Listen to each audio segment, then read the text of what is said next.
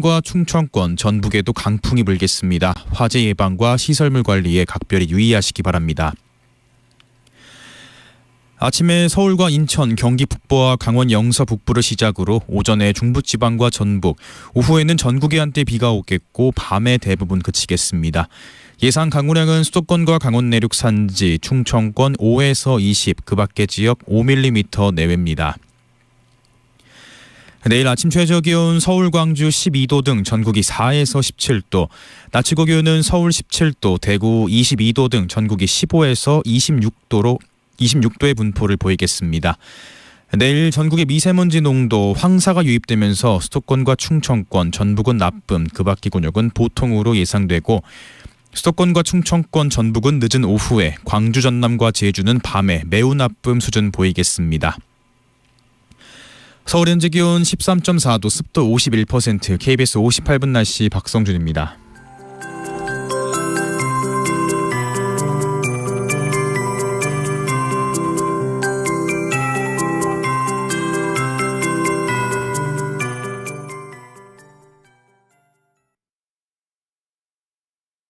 정성에 다하는 국민의 방송 KBS가 10시를 알려드립니다.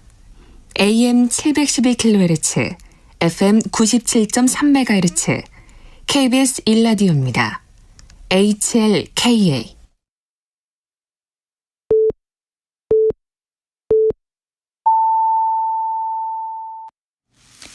KBS 1라디오 10시 뉴스입니다. 미국 정보기관이 한국 국가안보실의 대화를 도감청했다는 의혹에 대해 대통령실은 사실관계 파악이 가장 우선이라는 입장을 밝혔습니다. 대통령실 관계자는 오늘 용산 대통령실에서 기자들의 질문에 미국 국방부도 법무부 조사를 요청한 상황이라면서 유출됐다고 주장하는 자료가 대부분 러시아 우크라이나 전쟁과 관련한 내용으로 미국에서는 유출된 자료 일부가 수정되거나 조작됐을 가능성도 제기되고 있다고 말했습니다. 더불어민주당은 미국 정보기관이 우리나라 국가안보실을 도청했다는 외신 보도와 관련해 졸속 대통령실 이전에 따른 부작용과 문제점 때문이라고 주장했습니다. 민주당 국회 국방외교통일정보위원회 위원들은 오늘 오전 기자회견을 열고 대한민국에 대한 미국의 명백한 주권 침해이면서 국내로선 특대형 보안 사고라며 진상규명과 재발 방지 등 미국 측에 대한 단호한 입장 발표를 요구했습니다. 한미 정상회담이 보름 앞으로 다가온 가운데 김태효 국가안보실 1차장이 내일부터 3박 5일간 미국 워싱턴 DC를 방문합니다. 대통령실은 오늘 김태효 차장이 닷새간의 방미 기간 미국 정부의 인사들을 만나 윤석열 대통령의 국빈 방문을 준비하고 정상회담의 의제를 조율할 예정이라고 밝혔습니다. 김태효 차장은 미국의 인플레이션 방지법과 반도체법에 따른 우리 기업의 불이익 최소화, 대북 확장 억제 강화 방안 등을 협의할 것으로 알려졌습니다. 통일부와 국방부는 오늘도 남북 공동연락사무소와 군 통신선을 통한 북한 측과의 유선 통신을 시도했지만 북측의 무응답으로 나흘째 이루어지지 않았다고 밝혔습니다. 구병삼 통일부 대변인은 오늘 오전 정례 브리핑에서 일단 북측의 일방적 차단 가능성에 무게를 두고 있다고 말하고 공식적인 입장 발표에는 긴 시간이 걸리진 않을 것이라고 말했습니다. 국회는 오늘 오후 2시부터 제22대 국회의원 선거제도 개편을 논의하기 위한 국회 전원위원회를 진행했습니다. 여당인 국민의힘 전주의원은 준연동형 비례대표제를 폐지하고 병립형 비례대표제로 환원해야 한다고 주장했습니다. 반면 야당인 더불어민주당 김영배 의원은 현재 있는 소선거구제 위주제도론 대량의 사표를 막을 수 없기 때문에 비례대표 의석수를 최소 60석 이상 확보해야 한다고 말했습니다. 서울 강남 학원가에 마약 음료 제조에 사용된 필로폰을 전달한 판매책이 경찰에 붙잡혔습니다. 서울경찰청 마약범죄수사대는 마약 음료에 들어간 필로폰을 던지기 수법으로 판매한 중국 국적의 30대 남성 A씨를 지난 9일 검거해 조사하고 있다고 밝혔습니다. 던지기 수법은 특정 장소에 마약을 숨기고 구매자가 찾아가는 방식으로 A씨는 전국에서 같은 수법으로 마약을 판매하다 지난 4일 수원 중부경찰서에 이미 검거된 상태인 것으로 확인됐습니다. 경찰이 신원을 확인한 중국 내 윗선 조직은 모두 3명으로 늘었습니다. 강남 학원가에서 마약 음료를 건넨 일당들이 피해 학생의 학부모에게 마약 투약 사실을 알리겠다고 협박하며 거액의 돈을 송금하라고 요구한 것으로 드러났습니다. 경찰은 마약 살포를 지시한 중국의 전화 금융사기 조직원 2명에 대해 수사하고 있습니다. 경찰은 마약 음료를 건넨 일당이 한 학부모에게 전화로 1억을 요구하고 나머지 학부모들에게도 전화가 있었지만 부모들이 금융사기로 의심해 전화를 끊은 것으로 조사됐습니다. 오늘 오후 4시쯤 서울 용산역 철도정비창 부지에서 폭발물이 발견됐다는 신고가 접수돼 한때 용산역 3개선로 운영이 중단됐습니다. 소방당국은 오늘 오후 4시 3분쯤 이 부지에서 공사하던 중 폭발물을 발견했다는 현장 근로자의 신고를 받고 현장에 출동했습니다. 공군부대 폭발물 처리방이 출동해 뇌관 제거 등 폭발물 해체 작업을 벌였으며 해체 작업이 진행된 10분 동안 용산역을 지나는 3개선로의 운영이 중단됐습니다. 끝으로 날씨입니다. 내일은 오전에 중부지방과 전북 지역부터 비가 오겠고 오후에는 전남과 영남지방에도 비가 내리겠습니다. 이번 비는 비가 오는 시간은 한두 시간 정도로 짧겠지만 돌풍이 불면서 벼락이 치는 등 요란하게 비가 쏟아지겠습니다. 비의 양은 중부지방이 5에서 20mm, 강원 영동과 남부지방은 5mm 정도 되겠습니다.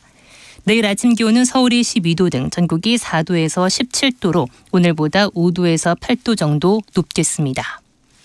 KBS 1라디오 10시 뉴스를 마칩니다. 지금까지 아나운서 장수연이었습니다. KBS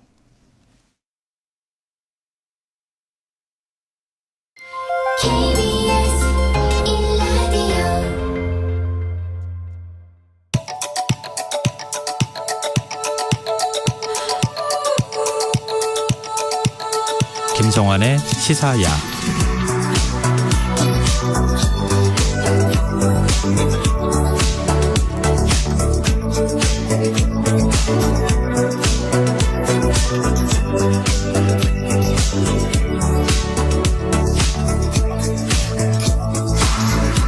하루의 마무리, 오늘도 함께 하시죠. 시사평론가 김성환입니다. 고령화로 홀로 사는 어르신들이 늘면서 고독사가 사회적 문제로 떠오른 상황인데요. 지자체들이 고독사를 예방하기 위해 돌봄 로봇 지원에 나서고 있습니다. 과연 얼마나 효과가 있을지 더 깊이 들여다보는 인터뷰 시간에 돌봄 인형 제작사 대표와 얘기 나눠보겠습니다. 월요일은 책 읽는 시간, 실용서부터 경제, 경영 그리고 인문학까지 실생활에 필요한 주경야도 코너도 마련되어 있으니까요. 많은 관심 부탁드리겠습니다. 김성환의 시사에는 청취자 여러분들의 관심과 참여 기다립니다. 시사 애청자분들이라면 이미 다 아실 텐데요. 라디오 청취율 조사 기간을 맞아서 저희 프로그램 홍보하고 청취자 여러분들과 소통을 늘리는 차원에서 평소보다 많은 분들께 선물 드리고 있습니다. 방송 내용과 관련해 의견 보내주시면 추첨을 통해 3만 원 상당의 치킨 쿠폰 보내드릴 텐데요. 참여하실 번호는 샵9730이고요. 짧은 문자는 50원, 긴 문자는 100원의 이용료가 부과됩니다. 저희 방송 유튜브를 통해서도 실시간으로 시청 또 참여하실 수 있는데요. KBS 1라디오 채널 들어오셔서 구독, 좋아요 눌러주시길 부탁드립니다. 김성환의 시사야, 그럼 지금 시작하겠습니다.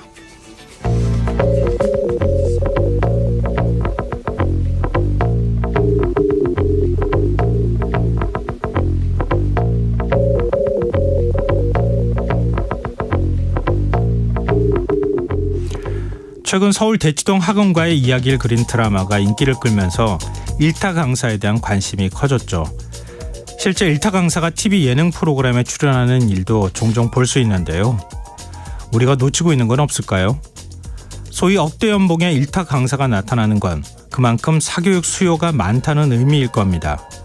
실제로 지난해 사교육비 총액이 26조 원으로 역대 최고치를 기록했다고 하는데요. 세부 내용을 조금 더 살펴보면요. 초중고등학생 10명 가운데 8명이 사교육을 받고 있고 1인당 월 평균 사교육비는 41만 원으로 추산되고 있습니다. 문제는 상당수의 학부모들이 이러한 통계마저도 현실과 동떨어졌다고 지적하고 있다는 건데요. 청취자 여러분이 보시기에는 어떻습니까? 교육부는 10년 만에 사교육 대책팀을 부활시켰습니다. 이주호 사회부총리 겸 교육부 장관은 지난 5일 사교육비가 높게 나온 것을 매우 엄중하게 바라봐야 한다며 강력한 의지를 내비치기도 했는데요. 이 장관의 발언이 나온 지 불과 닷새 만에 교육부는 사교육비 경감 대책 발표 시점을 미뤘습니다. 그마저도 사교육비 경감 종합대책을 내놓지 않겠다고 밝혔다가 다시 발표하는 쪽으로 입장을 번복하고 발표 시기를 연초에서 연내로 연기하면서 스스로 정책 혼선을 노출했는데요. 이대로 괜찮은 걸까요? 코로나19 이전 일상으로 돌아가면서 이제는 예체능 학원 수요까지 늘고 있다고 하죠. 이런 상황을 반영하듯 지난달 교육 물가가 12년 1개월 만에 가장 높은 상승률을 보였다고 하는데요. 교육부가 지금 보여줘야 하는 건 사교육비를 잡겠다는 강한 의지와 정책 추진력이 아닐까요? 교육부는 사교육비를 물가 상승률 이내로 억제하겠다고 밝혔는데요. 목표치조차 높지 않은 상황에서 특단의 대책이 나올 수 있을지 의문입니다.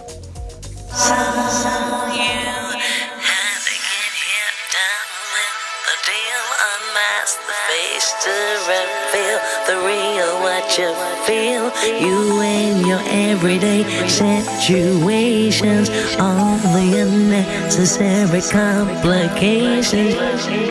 오늘 밤 당신 안에 꿈틀거리는 지식 충전 본능이 깨어납니다. 여러분의 자유탐구 영역 김성환의 시사야.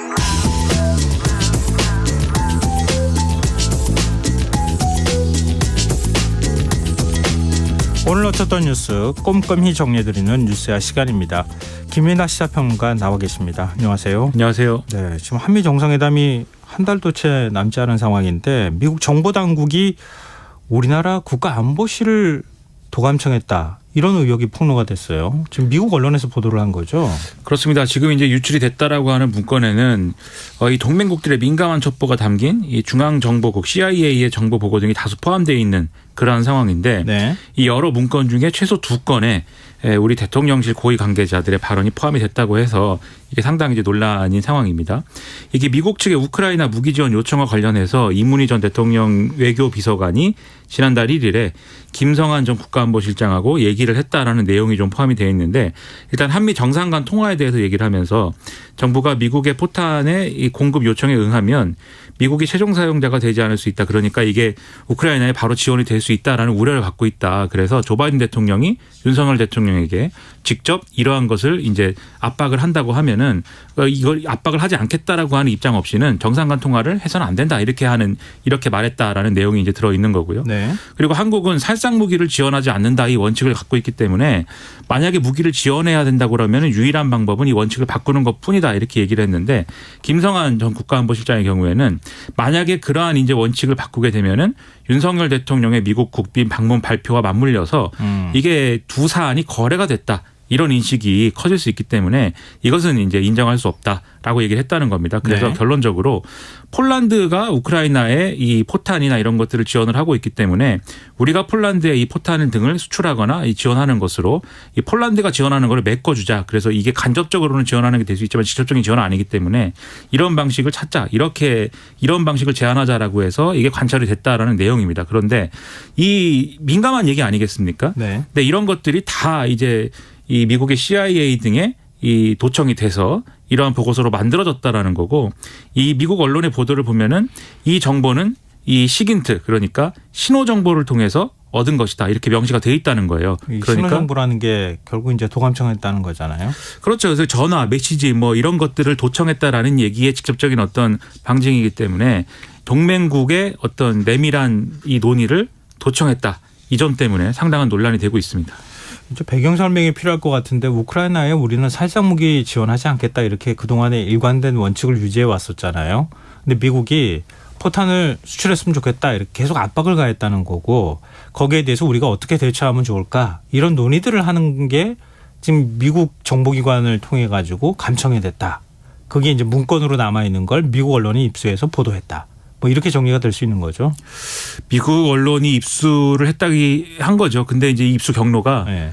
예를 들면 이 문건은 이제 미 군 합동참모본부가 종합을 한 것인데 네. 이게 유출된 경로는 아직 모릅니다. 왜냐하면 이게 어느 날 갑자기 디스코드라든가 이런 메신저에 나돌기 시작했고 네. 그리고 이게 SNS라든가 이런 것들에 상당히 퍼진 이후에야 그다음에 미국 정부가 이것을 인식을 했다는 거고 네. 그 결과를 이제 언론이 보도를 한 거거든요.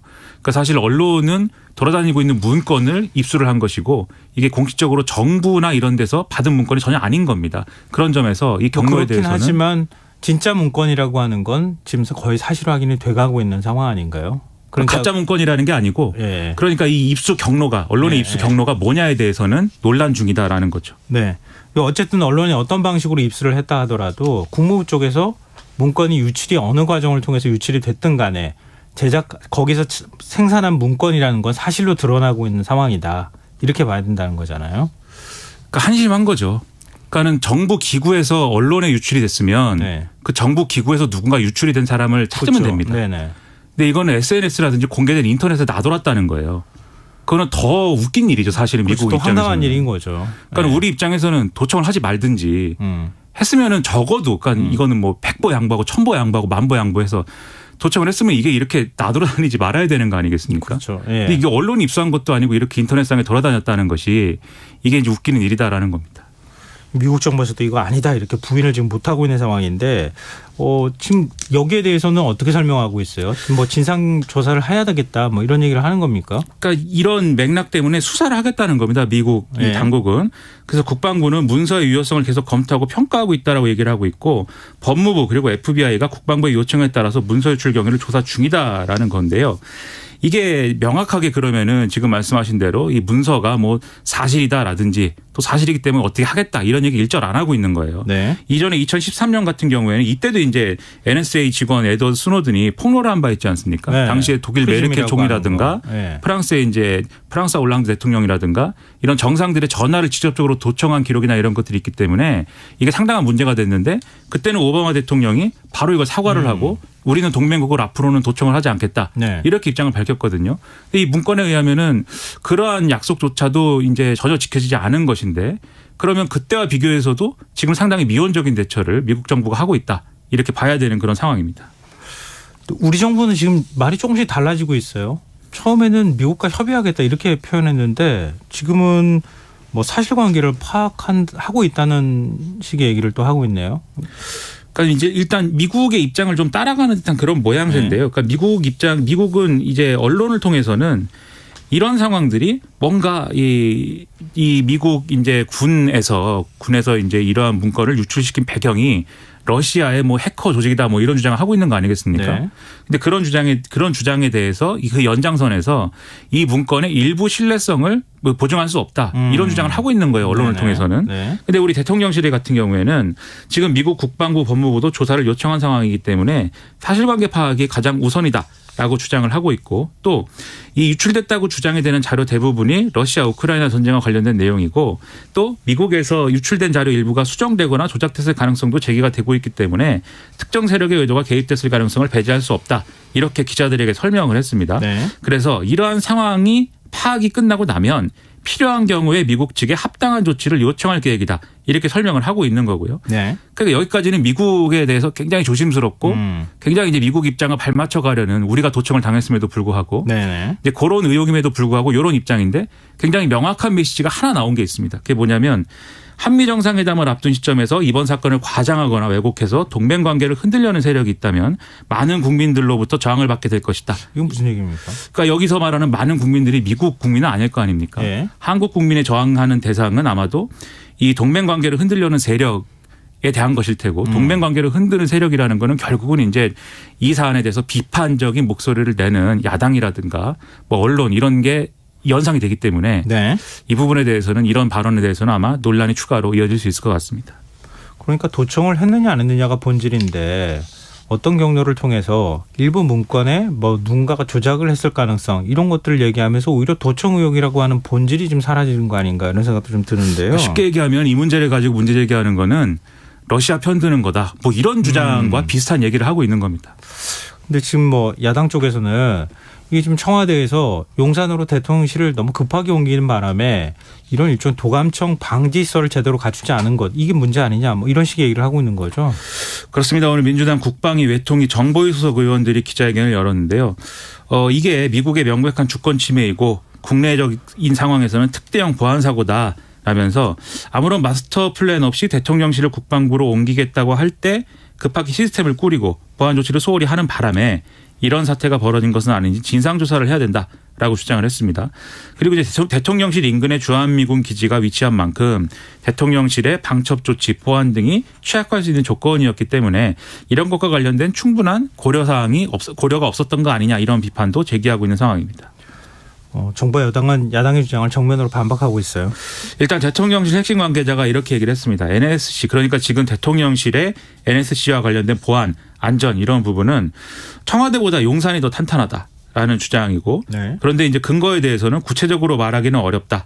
정기적으로 이런 우려되는 부분에 대해서는 점검을 하고 있고 지금까지 아무 문제가 없었던 것으로 파악이 되고 있다. 이렇게 설명을 했습니다. 네. 그리고 국민의힘 김기현 대표의 경우에도 우선 사실 확인이 필요하다. 어디까지가 사실인지 도감청이 있었는지 자체에 대한 조사를 선행해야 된다. 제3국이 개입됐을 가능성도 배제할 수 없다. 그래서 이런 내용을 잘 살펴본 다음에 대응하는 게 국익에 부합한다라고 주장을 했습니다. 국가안보실 안에서 나누는 대화가 지금 도감청 됐다는 거 아니에요? 근데 이게 지금 대통령실에서는 도감청 시설이 방지 시설이 잘 돼 있어서 할 수가 없다면서요. 앞뒤가 안 맞는 얘기인 것 같은데요. 그래서 나오는 제3의 해석이 있습니다. 이 도청은 국가안보실이 아니라 밖에서 나눈 대화일 것이다. 일부 언론은 이렇게도 보도를 네. 하고 있는데 네네. 그걸 뭐 어떻게 확인하겠습니까? 그리고 밖에서 나누는 대화는 도청이 되고 국가안보실 내에서 얘기하는 건 도청이 안 되니까 괜찮다. 이것도 이제 이상한 얘기죠, 사실. 네. 그러면은 국가안보실 관련된 직원들은 밖에서는 업무 얘기를 하나도 하면 안 된다는 건데. 그래서 여러모로 대통령실의 대응이나 이런 것들이 그리고 또 이런 주장들이 국민들 입장에서 볼 때는 명확한 설명은 지금 안 되고 있다. 이렇게 봐야 될 것 같습니다. 알겠습니다. 이 논란은 아마 앞으로도 계속될 것 같습니다. 자, 화제를 좀 바꿔보겠습니다. 윤석열 대통령이 노동조합이 회계자료 제출을 거부할 경우 법적 조치를 철저히 강구하라 이런 지시를 내렸어요. 그렇습니다. 수석비서관 회의에서 노동개혁의 가장 중요한 분야가 노사법지 확립인 만큼 회계자료 제출 거부에 대해서는 법적 조치를 철저히 강구해라 이렇게 지시를 했다라는 건데요. 이에 따라서 고용노동부는 이 회계 관련 자료를 제출하지 않은 한국노총, 민주노총 이 소속의 52개 노동조합에 과태료를 부과하기로 결정했다 이렇게 밝혔습니다. 네. 애초에 이제 자율점검 대상이 조합원 1,000명 이상 노조가 334개였기 때문에 네. 이 중에 이제 52개니까 이 정도 비율에 대해서 과태료 부과하기로 한 거다라는 거고요. 네. 이 의도에 대해서 이런 상황이다 보니까 여러 가지 해석이 나오고 있습니다. 일단 윤석열 대통령이 지지율이 좀 하락하는 국면에서 다시 이제 노조에 대한 어떤 각을 세우면서 지지율 회복을 모색하는 거 아니냐. 그리고 그러한 메시지를 경제를 살리고 민생을 챙긴다라고 하는 그러한 어떤 정책적인 어떤 주장으로 연결시키려는 거 아니냐. 나아가서는 한미정상회담에서 반도체, 2차 전지 이런 걸 챙기는 모습을 보여줘서 경제에 대한 메시지에 집중하고 싶은 그런 마음이 아니겠느냐. 뭐 이런 얘기들이 나오고 있습니다. 노동계 어떤 입장 보이고 있습니까? 일단 민주노총의 경우에 바로 입장을 냈습니다. 이 과태료 부과는 부당한 행정 개입이기 때문에 응하지 않겠다라는 거고요. 그리고 법적 절차를 시작을 하겠다라고 주장을 하고 있습니다. 그러니까 지금 질서위반행위 규제법에 보면은 과태료에 불복하는 당사자가 행정관청에 이의를 제기할 경우에 행정관청이 이것을 법원에 통보를 해서 재판으로 과태료의 정당성을 따질 수 있도록 하는데요. 그러면 법원 판결이 나올 때까지는 과태료 처분의 효력이 정지되기 때문에 이 결과에 따라서 추가적인 법적 대응이 이제 진행될 것이다라고 예고를 하고 있는 거고요. 네. 지금 양대노총의 정확한 주장은 이미 이 일선에서 노동조합의 이 조합원들에게 보여줘야 되는 회계는 비치가 돼 있는 것이고 정부의 조치는 이 회계장부가 비치돼 있는 것을 확인하는 것임에도 불구하고 네. 그리고 그 확인하는 절차에는 응했지만 속에 있는 내지를 제출하지 않았다는 이유로 이것에 대해서 과태료를 부과하는 것은 과잉된 것이다라는 주장이거든요. 그래서 결국은 이게 법정에서 맞는지 틀리는지가 판가름 나는 상황이 되고 있다라는 겁니다. 네. 시청자 여러분께서는 KBS 라디오 김성환의 시사야와 함께하고 계십니다. 계속해서 뉴스야 이어가겠습니다. 국민의힘 윤재욱 원내대표하고 민주당 박홍근 원내대표가 오늘 첫 회동을 가졌네요. 어떤 얘기가 있었습니까? 이제 오늘 이제 윤재욱 원내대표가 이 4월 말 임기 종료를 앞두고 있는 박홍근 원내대표를 예방을 해서 덕담을 좀 주고 받았습니다. 일단 박홍근 원내대표가 이 윤재욱 원내대표의 인품, 합리성 등을 잘 알고 있고 또 국회 운영에 있어서 풍부한 경험도 높게 평가한다라고 얘기를 했고요. 이 윤재욱 원내대표도 협상 전반에 대한 이해가 높은 박홍근 원내대표가 협상 파트너로서는 최고다 이렇게 축혀 올려 세웠습니다. 네. 그래서 이런 덕담을 주고받았는데 또 뭔가 신경전 같은 그러한 발언도 오갔습니다. 박홍근 원내대표는 이번 주 목요일 13일 본회의에서 지금 양곡관리법 포함한 여러 현안을 다뤄야 되는데 좀 민생을 우선시하는 모습을 보여주고 일하는 국회를 만들자 이렇게 얘기를 해서 좀 여당이 이 국회 일정에 협조해야 된다. 이 점을 강조를 했고요. 네. 윤재욱 원내대표는 지금처럼 조금도 양보하지 않으면 결국 우리 국회는 국민에게 외면받고 정치는 공멸의 길로 갈 수 있다는 절박함이 있다라고 받아치는 뭐 이런 모습도 보였습니다. 네. 양곡관리법 개정안에 대해서 윤석열 대통령이 거부권을 행사하지 않았습니까? 그런데 지금 국회 본회의에 야당이 직회부한 법안이 또 있잖아요. 간호법 제정안. 지금 이 부분에 대해서 여야 협상이 좀 있어야 되는 거 아니냐 이런 얘기가 있었는데 당정이 중재안을 제시한다고요?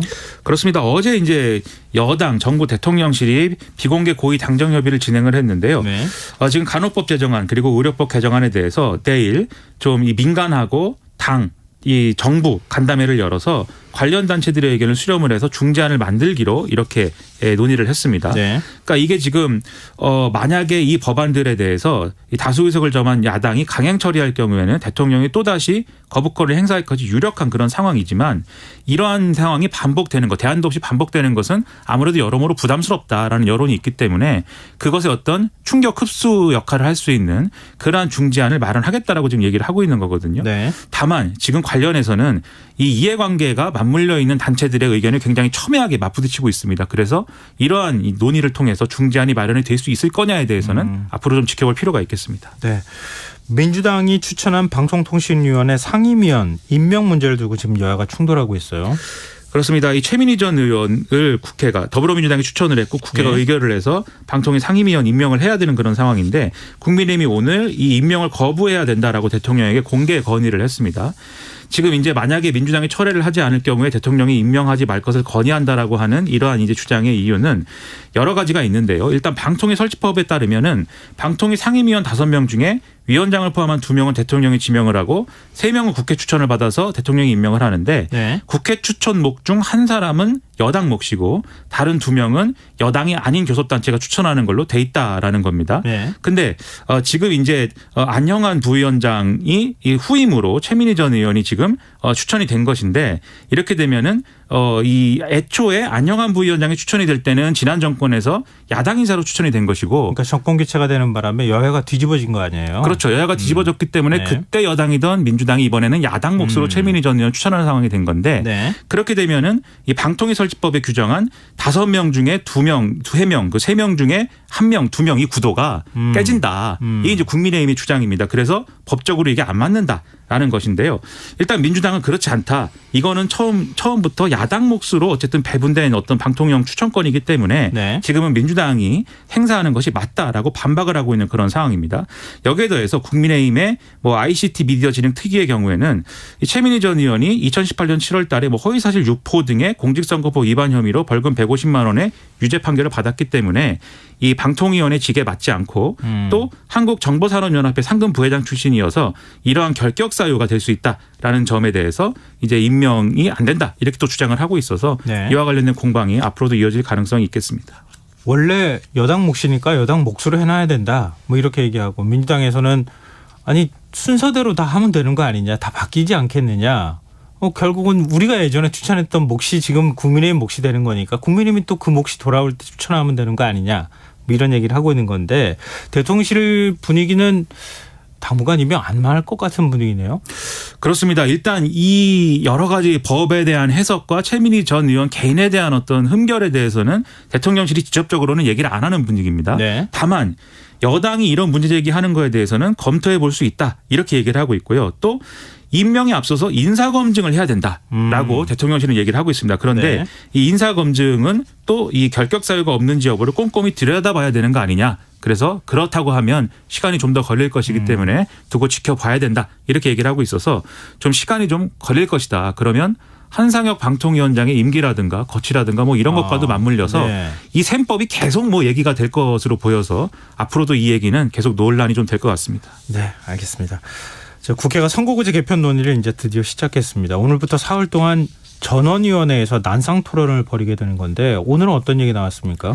일단 28명의 여야 의원들이 나와서 백가쟁명식으로 자신의 어떤 선거제도에 대한 개혁의 생각 이런 것들을 역설을 했습니다. 네. 원래는 이제 국회 정치개혁특위에서 여야 합의로 마련한 3가지 결의안을 토론 주제로 놓고 얘기를 하는 거였지만 이것을 넘어서는 어떤 주장들도 많이 나와서 여러모로 이제 화제가 됐는데요. 일단 크게 크게 두 줄기로 나누는 것 같습니다. 네. 그래서 더불어민주당이나 정의당 같은 경우에는 일단 승자 독식의 원인이다라는 비판을 받는 소선거구제를 폐지를 하자. 네. 그리고 비례대표제를 강화하자. 이런 주장에 힘을 싣는 그런 목소리를 쭉 냈고요. 반면 국민의힘의 경우에는 소선거구제를 유지해야 된다에 힘을 싣는 그런 발언들이 나왔고요.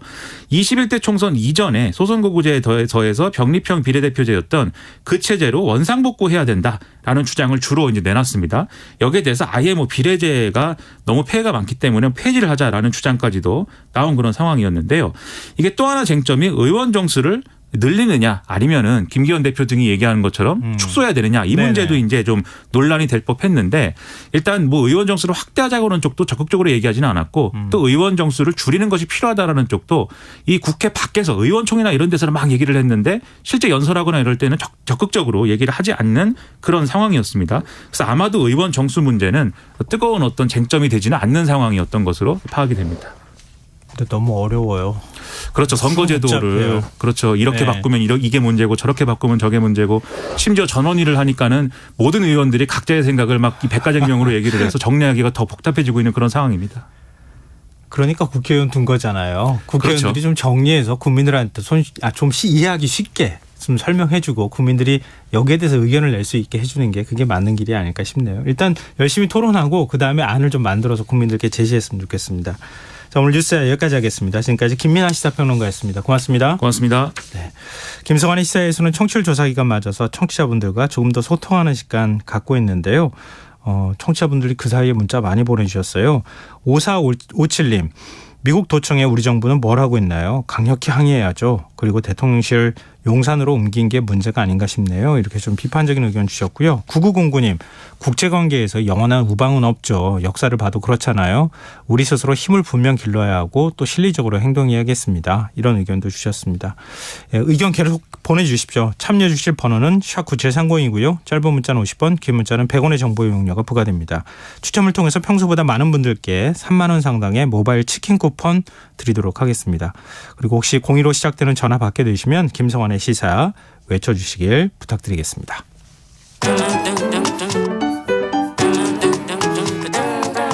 일일 시사권장량 채워가세요. 골고루 담았습니다. 당신만을 위한 하루 시사 김성환의 시사야.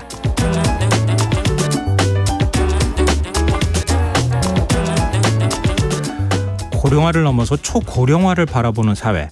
고령 인구 돌봄 수요는 급증하고 거기에 우울증과 고독사, 노인성 치매 환자 증가도 심각한 사회 문제가 되고 있는데요. 이런 가운데 홀로 지내는 어르신께 AI, 인공지능 돌봄 인형을 지원하는 지자체들이 늘어나고 있다고 합니다. 이 인공지능 돌봄 인형이라는 게 뭔지, 어르신들께 얼마나 도움이 되는지 돌봄 인형을 제작하고 있는 미스터 마인드 김동원 대표 모시고 얘기 한번 나눠보도록 하겠습니다. 대표님 안녕하십니까? 예, 안녕하십니까. 네. 미스터마인드 대표 김동훈입니다. 이게 지금 귀여운 캐릭터 인형처럼 보여요. 그냥 사진만 보면. 여기에 인공지능 시스템이 들어가 있는 겁니까? 예, 인형 안에다가 예. 그 AI 시스템이 캡슐 형태로 들어가 있고요. 네.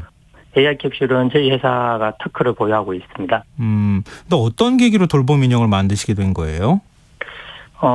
제가 이제 사업 초기에 부모님께 AI 캡슐이 들어있는 곰인형을 선물로 드렸는데 며칠 지나니 저희 어머니께서 저에게는 안 하던 이야기를 곰인형에게 하는 거예요. 네. 그 모습을 보고 자식들 힘들까 봐 안 하시는 말씀을 곰인형한테는 하는구나. 그럼 이렇게 AI 인형을 만들어서 어르신들에게 제공을 하면 근심 걱정도 털어놓으시고 말동무도 되겠다 싶어서 만들게 되었습니다. 요즘 AI 스피커, 인공지능 스피커들 많이 있잖아요. 통신사에서 예. 제공하는 것들도 있고 그렇지 않고 다른 곳에서도 제공하는 것들도 많아서 누구야 이렇게 이름 부르고 예. 뭐 해줘 그러면은 비서처럼 얘기들도 해주고 그러잖아요. 예. 그런 것하고 돌봄 인형하고는 어떤 차이가 있습니까? 방금 진행자가 말씀하신 것처럼 예. 기존의 그 AI 스피커들은 일반인들을 대상으로 한 정보를 전달하는 비서 컨셉이에요. 네. 근데 이제 저희가 만들고 있는 돌봄 인형은 어르신들의 감성을 전달하는 친구 컨셉입니다. 그럼 비서하고 친구하고 어떤 점이 다르냐면 네. 예를 들어서 날씨가 어때라는 질문에 AI 스피커는 비가 온다는 강우량이 얼마 이런 정보를 전달하잖아요. 네. 그런데 돌봄 인형은 어르신 오늘 비가 오니 외출 시 우산 꼭 챙기세요 하고 그 감성 대화를 전달하게 되어 있습니다. 뭐 무릎이 쑤시거나 그러지 않으세요? 이렇게 얘기 혹시 안 하세요? 예, 그런 것들도 이제 그래요? 이야기를 하고 예. 사실 이제 날씨 정보 같은 경우는 TV 뉴스나 휴대폰에서도 충분히 확인 가능하잖아요. 네. 그런데 이런 돌봄 인형에다가 그런 정보들은 저희가 판단했을 때는 좀 가부화의 정보라고 생각하는 거죠. 오히려 정보성보다는 노인분들한테 좀 더 친화력 있게 다가가는 그런 얘기들. 진짜 예. 누가 사람이 손주가 얘기해 주는 것처럼 그런 예, 방식으로 맞습니다. 구성이 되어 있다는 거잖아요. 예, 맞습니다. 근데 아바타 톡, 능동 대화 이런 부분들이 어르신들한테 특화된 기능이라고 하던데 이거 어떤 겁니까? 아바타톡은 그 텍스트를 입력하면 돌봄 인형이 음성으로 전달하는 기능인데요. 예. 돌봄 관리자가 돌봄 인형을 통해 어르신의 생각을 간접적으로 확인할 수가 있어요. 예. 어르신 오늘 기분이 어때요? 초롱이는 할아버지가 함께해서 너무 행복해요. 할아버지 기분이 어때요? 라고 물어보면 네. 사람한테는 안 하는 당신의 어떤 솔직한 감정을 이 친구한테는 이야기를 합니다. 그러면 그거를 텍스트로 이제 다시 전환이 되어서 그 돌봄 관리자가 보게 되는데요. 그러면 이제 어르신이 사람한테는 하지 않는 이런 생각들을 이 친구는 한테 이렇게 하는구나를 보고 우리 어르신이 지금 어떤 상태인지를 간접적으로 확인할 수 있는 기능이 되겠습니다. 근데 돌봄 인형이라고 우리가 표현을 지금 하고 있잖아요. 예. 인형이라는 게 어떤 모양의 인형인 겁니까? 인형은 실제로 이제 저희 회사에서 표준으로 제공하는 이제 초롱이 여자아이 컨셉이 있고요. 예. 그리고 지금 지자체에는 대부분 그 지자체에서 자체적으로 만들고 가지고 있는 그 캐릭터들이 있습니다. 그래서 이제 지자체마다 다른 캐릭터로 저희가 전달하고 있습니다. 그럼 그 옷도 입히고 뭐 그러는 겁니까? 아니면 뭐 이렇게 딱딱하게 좀 우리가 알고 있는 로봇 같은 그런 느낌입니까? 옷도 입히고 봉제 인형 형태로 되어 있고요. 네네. 그래서 이제 일반적으로 어르신들이 그 돌봄 로봇을 꼭 안고 대화를 하고 주무실 때도 옆에 두고 지내고 계십니다. 그럼 진짜 손주 같다고 이렇게 느끼시나요? 실제로 저희가 이제 그 어르신 댁에 방문을 하는데, 예. 그러면 이제 대부분 어르신들이 그 손주처럼 대하기도 하고요. 그리고 이제 무엇보다도 그 혼자 계시는 분들은 말을 잘 안 하거든요. 그렇죠. 대화할 상대가 없죠. 예. 그런데 이제 이 친구 덕분에 이제 말도 하게 돼서 너무 좋다. 그리고 이제 손재주가 있으신 분들은 뭐 옷도 만들어 주시고요. 네. 요즘 같은 시기에는 이제 마스크를 많이 씌워두고 계십니다. 그래요. 네. 근데 제가 기사에서 본 것 같은데요. 밖에 외출하실 때 이렇게 등에 업고도 나가신다고 하더라고요. 예. 저희는 지금 이게 통신을 하게 돼 있는데 통신 방법이 LTE 방식이에요. 예. 기존의 인공지능 스피커들은 이제 와이파이 방식이고, 그 말은 무슨 말이냐면 선이 있어야 되는데, 네. 저희는 이제 휴대폰이 터지는 곳은 어디든지 되는 그 LTE 방식을 택했습니다. 네. 그 방식 중에 하나가 이제 말씀하신 것처럼 이동성 때문에 그렇게 한 것도 있고, 무엇보다도 혼자 사시는 어르신 댁에는 인터넷을 잘 사용을 안 하시더라고요. 예. 그래서 이제 저희가 통신을 LTE로 했더니 어르신들이 이제 밭농사나 아니면 경로당 갔을 때 우리 데리고 가서 노래를 틀어놓고 이제 같이 놀기도 하고 다른 친구들한테 자랑도 하고 그런 경우를 종종 보고 있습니다. 근데 지금까지 이렇게 대표님하고 얘기를 나누는 사이에 제가 이제 이해하기로는 어떤 정보성 얘기를 좀 더 편안하게 얘기해 주는 것, 그리고 뭔가 질문할 때 그래도 가장 기본적인 얘기들이 소통이 가능한 정도 그렇게 생각을 했는데 그거 말고 좀 어떤 기능, 특화되어 있는 기능 같은 게 더 없습니까? 일단은 이제 전조 현상이라고 하죠. 예를 들면 뭐 우울증을 걸리거나 치매에 걸리거나 아니면 자살을 하시는 분들, 이런 분들은 전조 현상이라는 게 있습니다. 네. 그게 뭐 반복돼서 이야기를 하는 거죠. 예. 근데 이제 주변인들, 그러니까 사람들은 어르신이 뭐 허리가 아프다, 죽고 싶다 이런 얘기를 하면 그냥 일상적인 대화로 그냥 간과를 하는 경우가 있어요. 네. 그런데 이제 이 친구는 그걸 다 카운트를 합니다. 네. 그러면 이제 사용을 쭉 하다 보면 뭐 평균치가 나올 거 아니에요. 예. 이 어르신은 뭐 허리가 아프다는 얘기를 하루에 뭐 한 번 한다. 그런데 어느 날 갑자기 5번 이상 해. 예. 그럼 이거는 이상징후잖아요. 예. 그럼 그런 이상징후를 알람을 통해서 이제 관리자에게 전달을 하는 거죠. 그러면은 관리자가 그런 것들이 모니터링이 가능합니까? 예. 돌봄 관리자 앱도 있고요. 예. 그리고 우리 뭐 상황판처럼 큰 화면도 있습니다. 관제 솔루션. 그래서 2중, 3중으로 관리를 하고 있죠. 근데 만약에 위급 상황이 생겼다 그러면 그런 것도 또 파악이 가능합니까? 예, 실제로 이제 저희가 보호 지자체에서 실제로 일어난 건데, 예.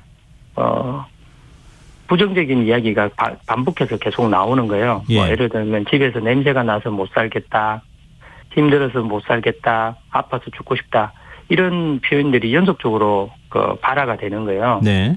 그래서 이제 저희가 그 내용을 구청의 돌봄 관리자에게 전달을 했고, 관리자가 집을 방문했더니 이제 실제로 어르신도 거동이 불편하고 집안에 악취도 나고 그런 상황이라서 어르신은 병원으로 이송해서 진료를 받겠고, 네. 또 그 집 청소도 한 사례가 있습니다. 근데 또 어르신들이 약을 많이 드시잖아요. 예. 약 복용 시간도 알려줍니까? 기본적인 알람 기능인데요. 예. 각 어르신들마다 약 먹는 종류나 형태, 방법이 다 다르잖아요. 예. 그래서 이제 지자체에서는 이제 이런 혼자 사시는 어르신들을 돌봄하시는 생활지원사라는 분들이 계세요. 예.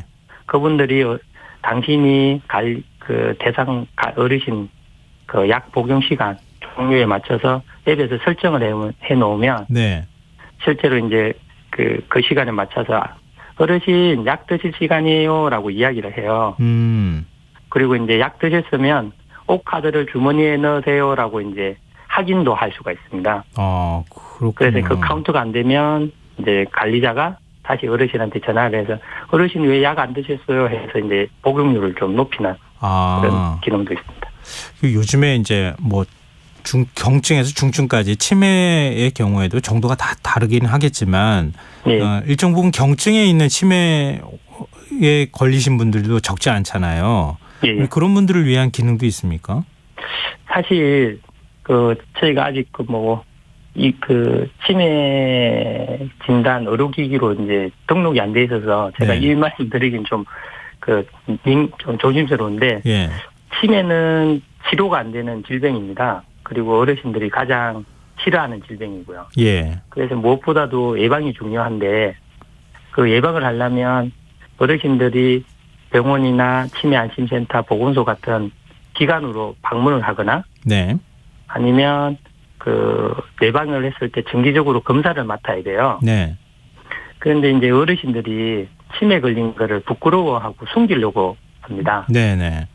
그 이유 중에 하나가 치매 환자를 어디서 보냐면 대부분 드라마 속에서 보는데 예. 드라마 속에 치매 걸리신 분들이 대부분 베개 똥칠하고 사람을 네네. 때리고 욕하잖아요. 예. 그러니까 이제 당신들도 그걸 보고 나도 치매 걸리면 저렇게 될 거다라고 생각해서 이제 치매를 숨기는 거죠. 그리고 이제 검사도 안 받으려고 하고. 네네. 그래서 이제 조기에 발굴이 잘 안 됩니다. 그런데 이제 저희는 이제 컨텐츠 중에 퀴즈 푸는 게 있어요. 예. 그 퀴즈 안에다가 치매 진단 문제표를 각색해서 퀴즈로 제공을 합니다. 네. 그러면 이제 어르신들은 이제 이거 문진을 받는다고 생각 안 하고 그냥 퀴즈 푼다라고 생각하시겠죠? 예. 근데 잘 맞추던 문제를 반복해서 연속으로 틀리잖아요. 네네. 그러면 이제 저희는 그걸 이상징후라고 판단하고 보호자나 가족들에게 알람을 통해서 이제 적극적인 예방 활동을 할 수 있도록 예. 저희가 구성을 해놓았습니다. 근데 말씀 나누다 보니까 거의 시간이 다 돼가지고요. 또 궁금한 점이 굉장히 많은데 지자체들이 지금 그 돌봄 인형을 보급을 하는 겁니까? 예. 지금 치매 없는 나라를 만들겠다고 네. 지금 이제 정부에서 치매 안심센터를 전국에다가 신설을 하고 적극적으로 치매 예방 활동을 하고 있는데요. 네네. 그래서 이제 그런 부분도 있고, 그리고 이제 65세 이상이면서 혼자 사시는 어르신들은 국가가 책임진다 해서 이제 맞춤 돌봄 사업도 하고 있고요. 예. 그런데 이런 사업들이 대부분 대년 사업이고 사람이 많이 필요로 하는 사업들이다 보니 예. 공백이 좀 많이 생깁니다. 예. 그 공백에 이제 인공지능 돌봄 로봇을 통해서 이상 징후가 나오거나 위험 신호가 나왔을 때 사람이 케어하는 쪽으로 지자체들이 많이 돌봄 사업을 전개하고 있습니다. 아, 그럼 치매 안심센터를 통해서 지금 이제 돌봄 로봇을 대할 수 있다는 거죠? 뭐 같이 그러니까, 집으로도 데려갈 수 있고. 예. 그러니까 일반적으로는 이제 지자체에 그러니까 시청이나 군청에 이제 노인 돌봄 쪽 파트도 네네. 있고요. 예. 그리고 지금 사회자님 말씀하신 치매 안심센터를 통해서 알겠습니다. 이 친구를 만날 수도 있습니다. 네, 청취자분들께서 이거 어디서 구하나요? 뭐 이렇게 또 물어보셔가지고 제가 여쭤봤어요. 그러니까 네, 이제 기본적으로 알겠습니다. 조건은 혼자 사셔야 되고요. 예. 그리고 이제 65세 이상 어르신이어야 됩니다. 네, 알겠습니다. 오늘 말씀 고맙습니다. 예, 감사합니다. 네, 지금까지 미스터 마인드 김동원 대표였습니다.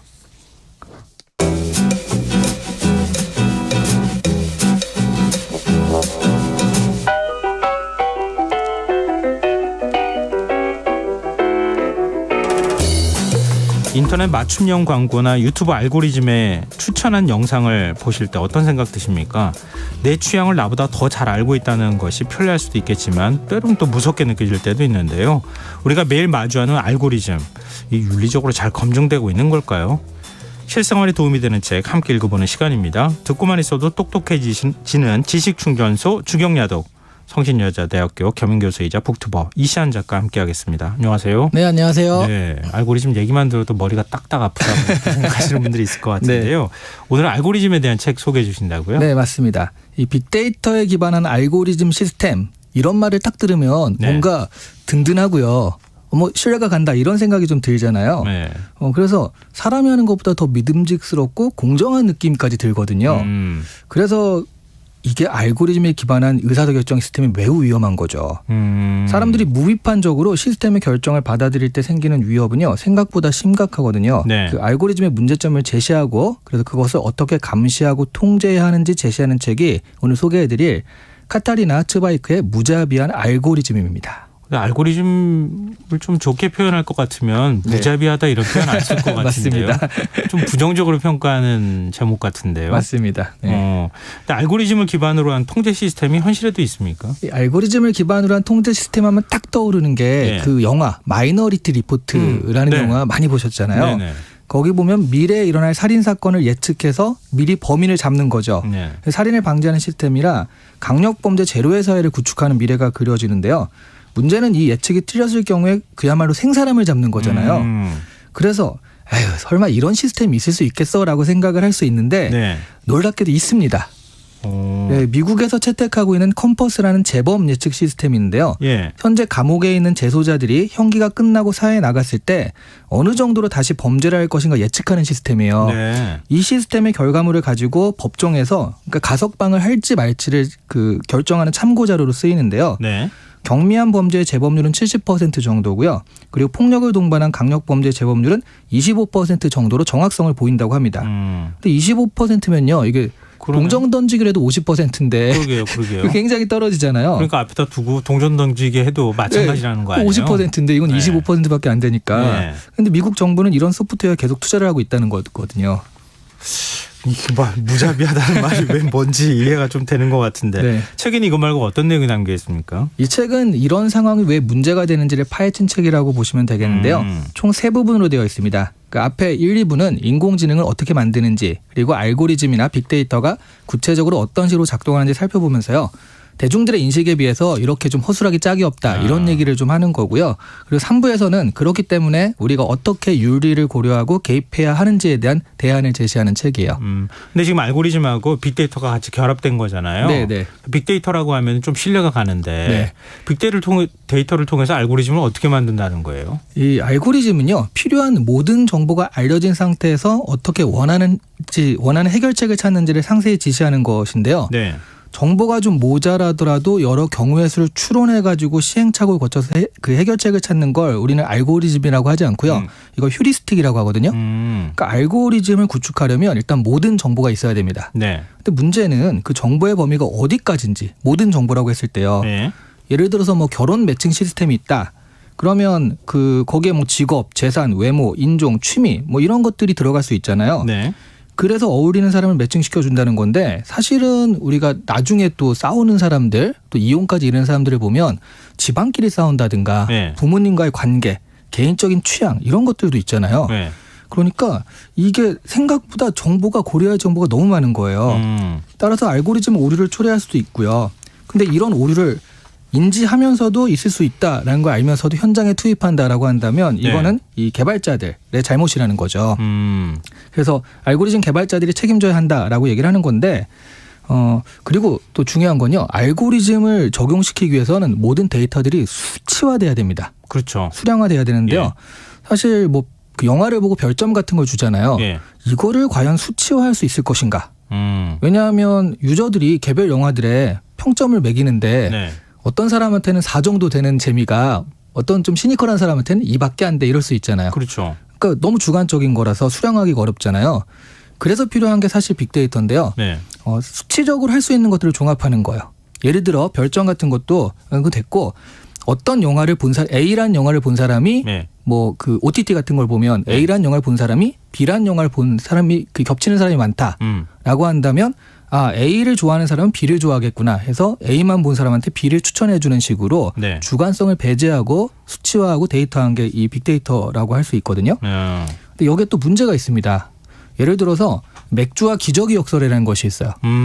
이게 독일 마트에서요. 특정 시간대에 맥주와 기저귀가 동시에 잘 나간다는 거예요. 맥주 사러 온 사람들이 기저귀도 사더라. 뭐 이렇게 되는 거예요. 그렇죠. 뭐 육아한 사람들이 기저귀 사가면서 지쳐가지고 맥주를 사간다 이런 식으로 해석도 하는데 사실 그게 맞다는 증거는 없거든요.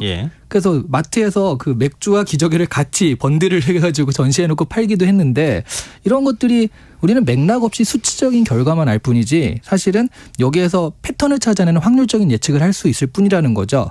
그래서 이런 것들이 과연 이 데이터를 가지고서 어떤 의미를 찾아낼 수 있을 것인가에 대한 궁금증, 의문점은 늘 있다는 거죠.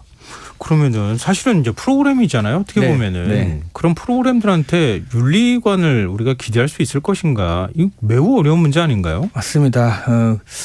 사실 AI 윤리를 그 결과물, 나온 것들에 대한 적용은 당연해 보이지만 사실 이 AI에서 나온 어떤 결과물에 적용하는 건 좀 당연하고요. 문제는 이게 그 전 단계 AI의 윤리가 들어가야 되고요. 그러면 여기에 합의할 부분이 있는데 그 부분이 눈에 보이지 않기 때문에 개발자의 의도가 들어가면 문제가 된다는 거죠. 이게 무슨 얘기냐면 아까 앞서 제가 말씀드렸던 재범 예측 시스템 있잖아요. 거기에서 예를 들어 재범 예측 시스템에서 초졸이란 특성이 나타나면 10명의 대상자 중에 5명이 범죄를 저지르는 것으로 나타났대요. 근데 이 중에 실제로 4명이 범죄를 저질렀고 1명은 범죄를 저지르지 않았습니다. 이것을 기준으로 하면요. 4명의 재범자는 확실히 가려낼 수 있는데 억울하게 의심받는 1명이 생기는 거거든요. 그렇죠. 근데 반면에 재산이 중산층 이상이다라는 특성이 나타나면 총 10명의 대상자 중에 5명은 범죄를 저지르지 않을 거라고 시스템이 판단을 했는데 그중에 1명이 범죄를 저지르는 거예요. 이걸 기준으로 하면 범죄자 1명을 놓치게 되는 겁니다. 그러면 여기서 그러면 이 사람을 이 5명을 석방할 것인가 말 것인가 가석방할 것인가 말 것인가를 결정할 때 앞에 거를 기준으로 하면은 그러니까 어떤 걸 기준하냐에 따라서 억울한 사람이 발생하든가 범죄자를 하나 놓치게 된다든가 이게 과연 어떤 게 맞느냐라고 했을 때 그래서 결국 그 AI에서 나온 결과는 그래서 이 5명은 석방해도 좋습니다라는 결과가 나올 거 아니에요. 근데 그 결과가 나오기 전까지 이걸 어떤 걸 적용할 것인가는 우리가 모르게 그 앞전에 이게 들어가 있기 때문에 사실은 이 기계가 내리는 결정이라고 할 수 있는데요. 알고리즘을 설계한 사람에 의해서 과연 이것이 공정한 것인가 이미 가치 판단이 들어있기 때문에 그 부분에 대해서는 우리가 알 수 없다는 거죠. 아무리 뭐 빅데이터를 돌리고 그래도 결국은 네. 누군가 사람이 만드는 거 아니에요? 알고리즘은. 맞습니다. 그 사람의 생각이 거기 투영이 되는 거 아닙니까? 그렇습니다. 그게 위험하다는 거잖아요. 그게 눈에 안 보이니까 사람들이 이게 기계가 하니까 공정하다라고 생각하는데 그 기계를 설계할 때 이미 알고리즘에 대해서 그런 설계가 들어갔기 때문에 위험하다는 거거든요. 알고리즘은 뒷받침되는 차별도 생기고요. 가령 SNS 같은 걸 하다 보면 네. 이게 사실 뭐 특히 정당 같은 경우엔 자기가 지지하는 정당의 사람들만 주로 패친이 되고 추천이 그쵸, 되거든요. 그쵸. 예. 내가 지지하는 정당만 다 지지하는 줄 알아요, 사람들이. 아니, 저 OTT 보다 보면 네. 중국 영화 한번 보잖아요. 그럼 다 중국 영화만 추천해줘요. 맞습니다. 네. 네, 그래서 이런 것들 알고리즘에 의지해서 세상을 좀 판단하게 되면 굉장히 네. 위험한 상황에 처하게 되는 거죠. 그러면은 이거 윤리 기준을 어떻게 세워야 되는 거예요? 근데 이게 사실 데이터에서 어떤 윤리 기준을 세운다는 것 자체가 저는 되게 힘들다고 보거든요. 왜냐하면 그게 개발자 혼자 할 수 있는 것도 아니고 네. 사회적 합의를 한다라고 해도 이게 합의가 될 것인가. 그래서 저는 사실은 윤리 기준을 세운다기보다는 그래서 나온 어떤 결과물들을 운영을 잘해야 된다고 생각을 하거든요. 그러니까 지금 뭐 챗봇이나 이런 네네. 요즘에 나오는 그 챗GPT나 이런 걸 봐도요. 네. 파인 튜닝을 잘해요.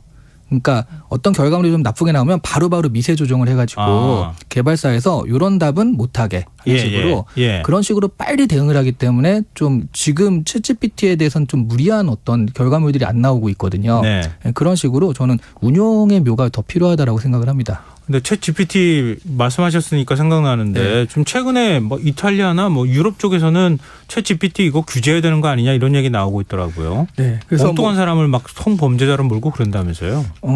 근데 그래서 이제 한 6개월 정도 인류가 합의에 이르게 좀 개발을 멈추자 이런 얘기도 나오잖아요. 예.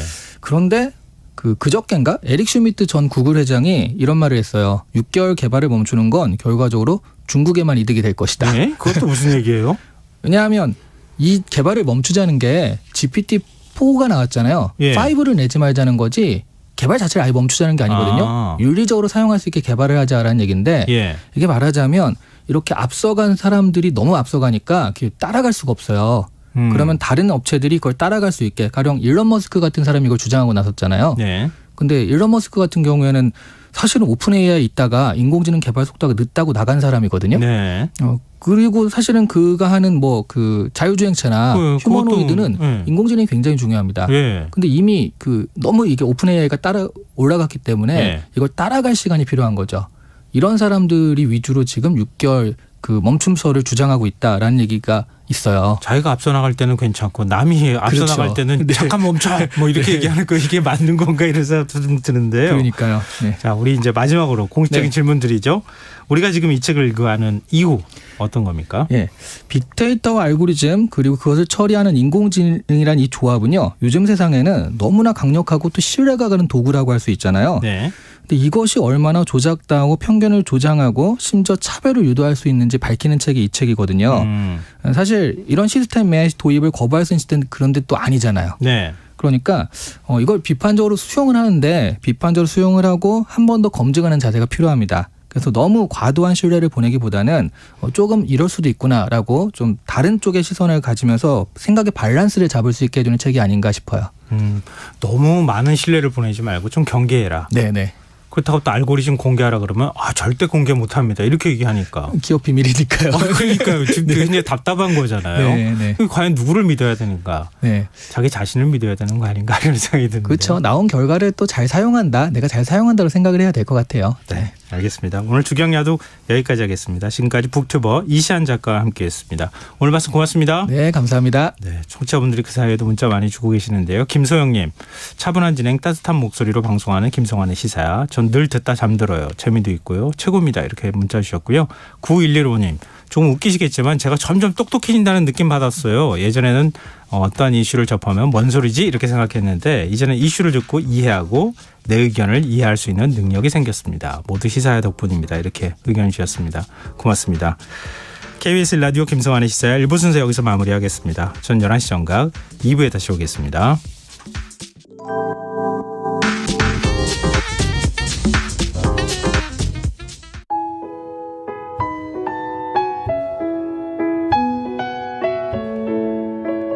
경제적인 어려움에 처한 위기 가정들이 늘고 있습니다.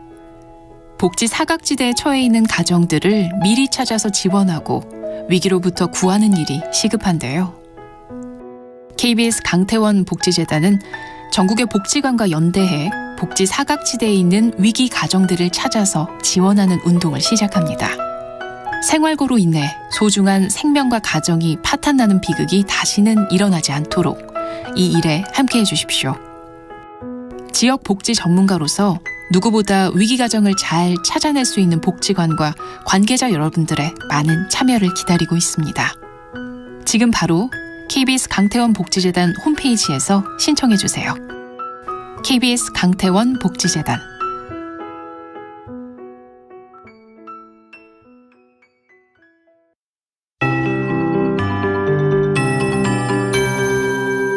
KBS 58분 날씨. 내일은 전국이 대체로 흐리겠습니다. 강원 영동과 영남 해안, 일부 영남 내륙에 건조특보 내려져 있습니다. 특히 서해안과 동해안, 경북 북동산지에 바람이 순간초속 20m 이상으로 강하게 불겠고 그 밖에 수도권과 충청권, 전북에도 강풍이 불겠습니다. 화재 예방과 시설물 관리에 각별히 유의하시기 바랍니다. 아침에 서울과 인천, 경기 북부와 강원 영서 북부를 시작으로 오전에 중부지방과 전북, 오후에는 전국에 비가 오겠고 밤에 대부분 그치겠습니다. 비는 짧은 시간 동안 오겠고 일부 지역에서는 돌풍과 함께 벼락이 치기도 하겠습니다. 또한 황사가 유입되면서 섞여 내리겠습니다. 예상 강우량은 수도권과 강원 내륙 산지, 충청권 5에서 20, 그 밖의 지역 5mm 내외입니다. 내일 아침 최저 기온 서울, 광주 12도 등 전국이 4에서 17도, 낮 최고 기온은 서울 17도, 대구 22도 등 전국이 15에서 26도의 분포를 보이겠습니다. 내일 전국의 미세먼지 농도 수도권과 충청권, 전북은 나쁨, 그 밖의 군역은 보통으로 예상되고 수도권과 충청권, 전북은 늦은 오후에, 광주, 전남과 제주는 밤에 매우 나쁨 수준 보이겠습니다. 서울 현재 기온 13.4도, 습도 51%, KBS 58분 날씨 박성준입니다.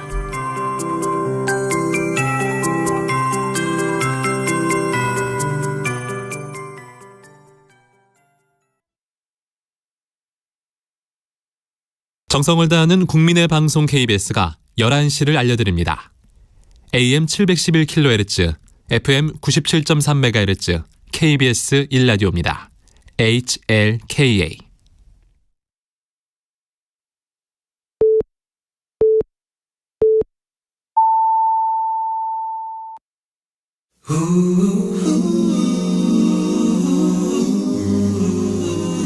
이 밤 그냥 보내긴 아쉬우니까요. 당신의 하루의 끝까지 야무지게 채워드립니다. 당신의 지식 충전소 김성환의 시사야.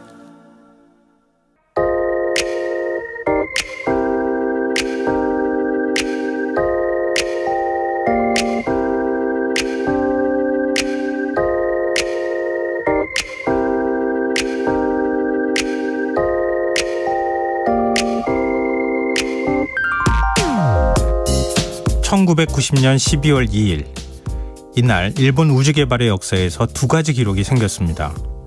일본인 최초의 우주인이자 세계 최초의 언론인 우주인이 탄생한 날이었습니다.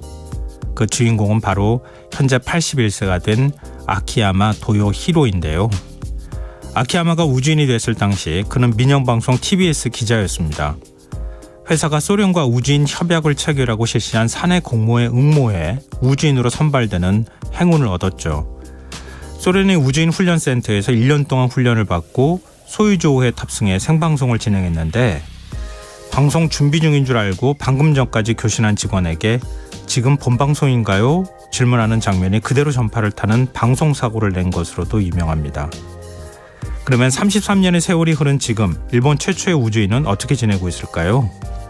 미에현의 한 산골 마을에 파묻혀 TV도 인터넷도 없는 집에서 농사를 지으며 말년을 보내고 있다고 합니다. 우주를 다녀온 지 5년 만에 회사 동기들이 승진에 관심을 갖는 게 바보 같다는 생각이 들어 회사를 관두고 유기농업을 하기로 결심했는데 때마침 후쿠시마현 한 마을이 명예촌장이 되어달라는 제안을 했고 이곳으로 이주해 쌀과 표고버섯 농사를 짓기 시작했습니다. 하지만 행복도 잠시뿐. 2011년 3월 11일 동일본 대지진과 후쿠시마 원전 사고로 아키야마는 졸지에 원전 난민 신세가 됩니다. 이후 교토의 한 대학의 초빙으로 농업과 인생에 대한 강의를 하다 2017년 퇴임해 다시 미에현의 산간마을로 들어가 농부가 되었다고 합니다. 그가 다른 곳을 제쳐두고 미에현을 선택한 이유는 원전에서 150km나 떨어져 있어 원전 사고로부터 안전하다는 것이었다고 합니다. 우주의 무한함에 경외심과 함께 겸손해져야 한다는 사실을 깨달은 우주인.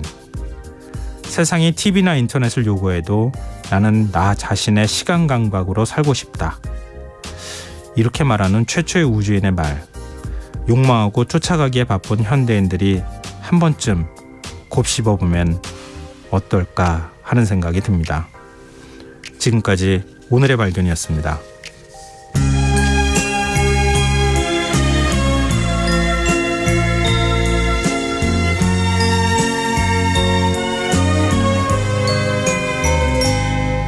你问我爱你有多深，我爱你有几分，我的情也真，我的爱也真，月亮代表我的心。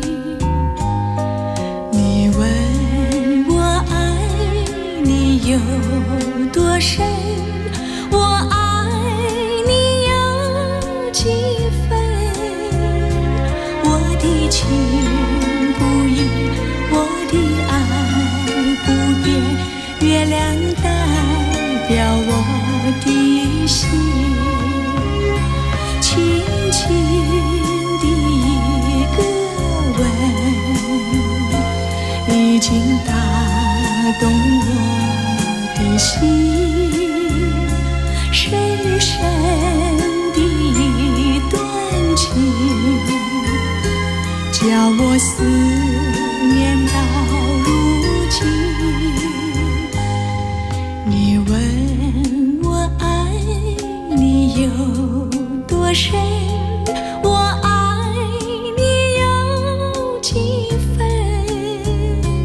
你去想一想，你去看一看，月亮代表我的心。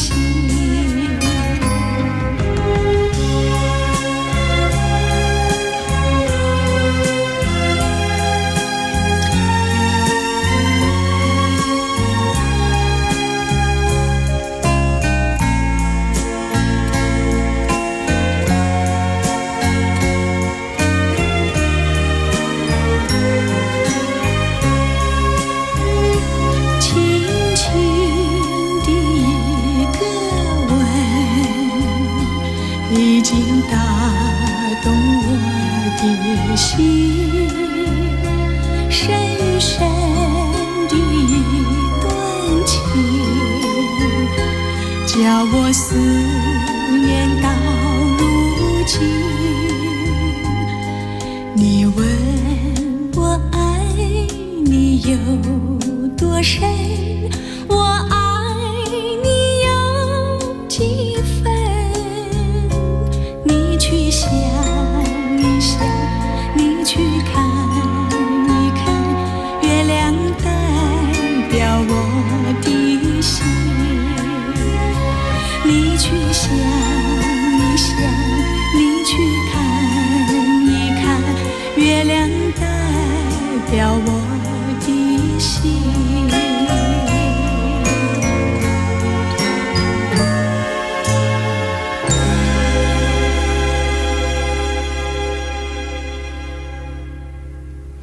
오늘의 발견에 이어서 등려군의 원양대표 아적심, 달빛의 내 마음을 전하네 들으셨습니다. 김성환의 시사는 언제나 청취자 여러분의 관심과 참여 기다리고 있다는 거 알고 계시죠? 오늘도 문자 굉장히 많이 보내주고 계시는데요. 2696님, 매일 밤 10시에 업무가 끝나서 시사회를 오프닝부터 챙겨 듣고 있는 찐 애청자입니다. 오늘 하루도 말끔히 정리해주는 시사야 포레버, 이렇게 문자 주셨어요. 고맙습니다. 7247님, 주말에 친구들 만난 김에 시사회 들어보라 홍보했습니다. 별거 아니지만 제 작은 행동이 이번 청취율 조사에 보탬이 되었으면 합니다. 나만 알고 싶지만 나만 알면 안 되는 프로그램 시사 파이팅 이렇게 해주셨습니다. 감사합니다. 이렇게 막 뭐라 그럴까요? 다른 사람을 막 마음을 간지리시는 것 같은 그런 문자였습니다. 굉장히 제 마음이 간질려지는 것 같은 그런 느낌이었어요. 감사합니다. 그리고 3232님께서요 문자를 주셨는데 온 국민의 주목을 받았던 분이 유기농업을 하며 자연인으로 삶을 사신다니 놀랍네요. 자연을 직접 느낄 수 있는 직업이 농부가 아닐까 생각해서일까요? 우주인이 사는 자연이 제일 큰 우주 같네요. 이렇게 문자를 주셨어요. 이 마지막 아주 짧은 문장 같지만 이 문장이 너무 가슴에 와 닿아서 읽었습니다. 글쎄요. 우주에 나가면 더 우주로 더 멀리 가고 싶은 마음이 들 텐데 우주로 더 멀리 가는 것도 뭐 물론 필요한 일일 수는 있겠지만요. 우주의 그 광활함에 압도되고 경외감을 느끼는 그 마음이 오히려 사람을 겸손하게 만든다고 하는 것. 이게 우리가 사는 세상의 원리하고도 좀 비슷한 거 아닌가 그런 생각을 해봅니다. 많이 알수록 겸손해져야 한다는 생각하잖아요. 또 그래야 할 거라고 생각이 듭니다. 네, 청취자 여러분들 문자 정말 감사합니다. 계속해서 문자 주십시오. 저희가 시사 애청자분들 청취율 조사 기간을 맞아서 더 많은 선물 드리고 있는데요. 추첨을 통해 3만 원 상당의 치킨 쿠폰 선물로 드리겠습니다. 그리고 02로 시작되는 번호가 오면 김성환의 시사, KBS 1라디오 김성환의 시사 잘 듣고 있다 꼭 말씀해 주십시오. 참여하실 문자 번호는 샵9730이고요. 짧은 문자 50원, 긴 문자는 100원의 정보 이용료가 부과됩니다. 콩 게시판 KBS 1라디오 유튜브 채널을 통해서도 무료로 참여하실 수 있습니다. KBS 1라디오 김성환의 시사회와 함께하고 계신 지금 시각은 11시 8분입니다.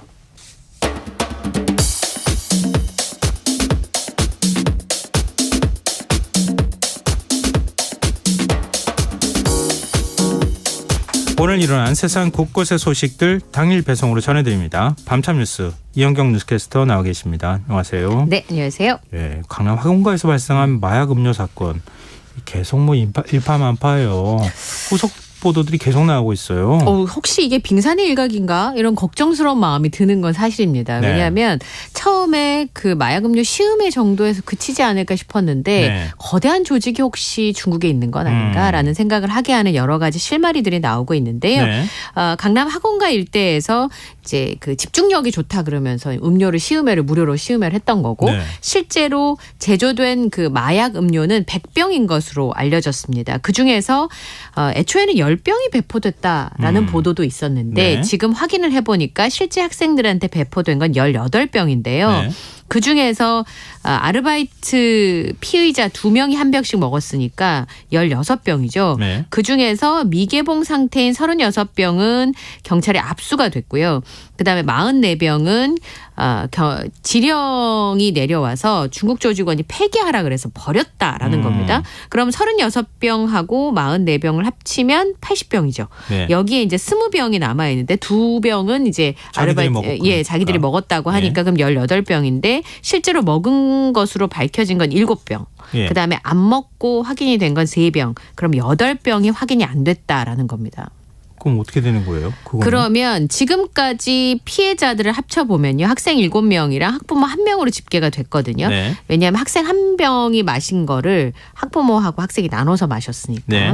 그럼 8병을 마신 누군가가 있을 수 있는 가능성이 있는 거죠. 그러니까 피해자가 더 많이 있을 수 있고 실제로 음료를 마신 학생의 부모 등을 포함해서 7명에게 이 일당들이 전화와 메시지로 협박을 했고요. 이 중 1명에게는 1억 원을 요구한 것으로 조사가 됐습니다. 자녀가 마약을 했다면서 1억 원을 요구했다고 하는데요. 나머지 피해 학부모도 이 일당으로부터 전화를 받았다고 합니다. 그런데 보이스피싱이라고 의심을 해서 전화를 바로 끊은 것으로 알려졌고요. 예. 구매 의사 확인에 필요하다면서 학생들한테 부모님이 전화번호를 받았는데 이 피해 학부모들의 설명에 의하면 조선족 말투를 쓰는 일당으로부터 자녀가 마약을 복용했다고 경찰에 신고하거나 알리겠다라고 협박 전화를 받았습니다만 다행히 일당에게 돈을 건넨 학부모는 지금까지는 없습니다. 그런데 아직 확인되지 않은 8병이 있으니까 좀 더 조사를 해봐야겠죠. 아니 그 세상 무서워서 살겠습니까? 어디 길거리에서 음료 나눠주는 거 한 병 마셨다고 1억 원 내 이렇게 얘기하는 게 이게 말이 되는지 잘 모르겠어요. 예. 근데 이 판매책이라고 하죠. 네. 그러니까 필로폰이 든 뭐 일종의 이제 음료병이라고도 할 수 있고 네. 이것도 일종의 약병이라고도 부를 수도 있을 것 같은데 네. 이걸 판매한 판매책이 경찰에 지금 붙잡힌 상황이죠. 네. 길모 씨가 강원도 원주에서 우유에다가 마약을 섞는 방식으로 마약 음료를 제조하고 네. 그 사건 당일날 음료를 퀵 서비스를 통해서 아르바이트생에게 전달을 했다고 알려지고 있거든요. 그럼 애초에 이 마약 음료를 만들 때 사용된 마약은 어디서 구입을 했는가를 네. 수사를 해보니까 예. 중국의 지인으로부터 이 20대 남성 길모 씨가 필로폰을 던지기 수법으로 샀던 거예요. 예. 30대 남성 판매책이 지난주에 경기 수원 중부경찰서에 검거가 됐다고 합니다. 던지기 수법인지 우리 몰라도 되는데 이제 알게 된 거죠. 네. 특정 장소에 마약을 숨겨놓고 구매자가 찾아가게 하는 그런 일종의 방식인데요. 전조직 형태로 운영되는 거잖아요. 네, 수원에서 마약을 판매하다가 꼬리가 잡힌 것으로 전해지고 있습니다. 그런데 지금 이 마약 음료 사건을 벌인 일당들이 보이스피싱과 관련이 있었다. 과거에 그런 범죄들과 연관이 있었다란 보도가 나오면서 금융범죄를 저질렀던 조직들이 새로운 범죄를 저지른 것이 아닌가 이렇게 의심을 하고 있는데 네. 이 마약을 판매한 이 남성은 보이스피싱 조직과는 관계가 없는 것으로 파악이 됐고 경찰 조사에서 돈만 받고 던지기를 했다라고 진술한 것으로 전해지고 있습니다. 그럼 중국에 있는 조직은 뭐예요? 지금 이제 수사를 해야 되는데 이게 어쨌든 중국과 공조가 있어야 되는 상황인 거죠. 그렇죠. 우선은 수사를 해보니까 이 판매책과 이 제조한 제조책이 있잖아요. 네. 이 사람들에게 범행을 지시한 현지의 윗선이 보이스피싱 조직이 아닌가라고 의심을 하고 있는데요. 특정된 인물은 두 사람입니다. 먼저 아까 원주에서 마약음료를 제조했던 길모 씨에게 마약음료 제조를 지시한 20대 한국인 이모 씨가 있고요. 네. 또 전화 협박 등의 범행에 가담한 것으로 보이는 30대 중국 국적의 박모 씨가 있습니다.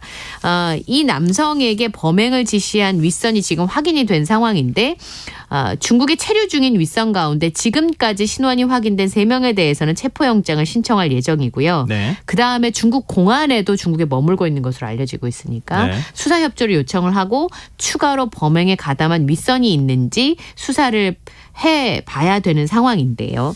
근데 제가 이 김모 씨가 네.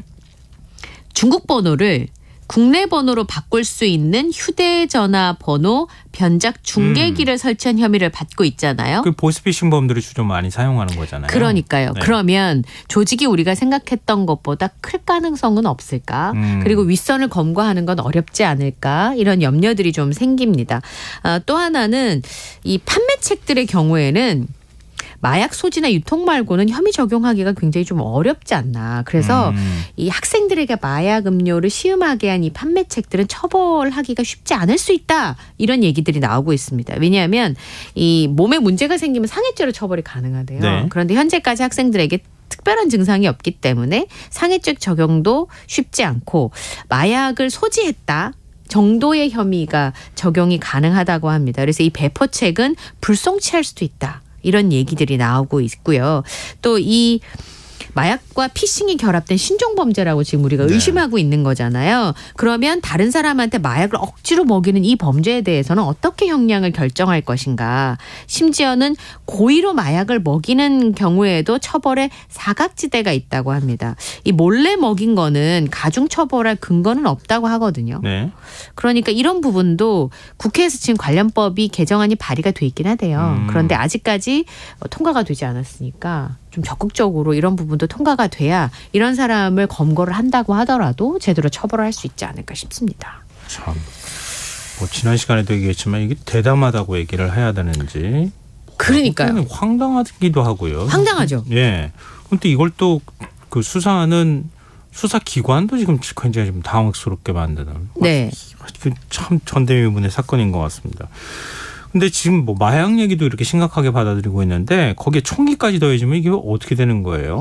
그러니까 앞선 사건은 그렇게 말씀하셨잖아요. 대담하다고 얘기해야 되는 건지. 그런데 뒷 사건을 들으면 앞 사건과 좀 더 다른 충격이 좀 있는데요. 네. 대학 마약 사건이 적발이 됐습니다. 심지어 이 사람은 미국 LA에서 활동하던 한국인 마약상입니다. 네. 그런데 들어올 때 예. 이삿짐에 8억 원어치의 마약을 숨겨서 들어왔습니다. 예.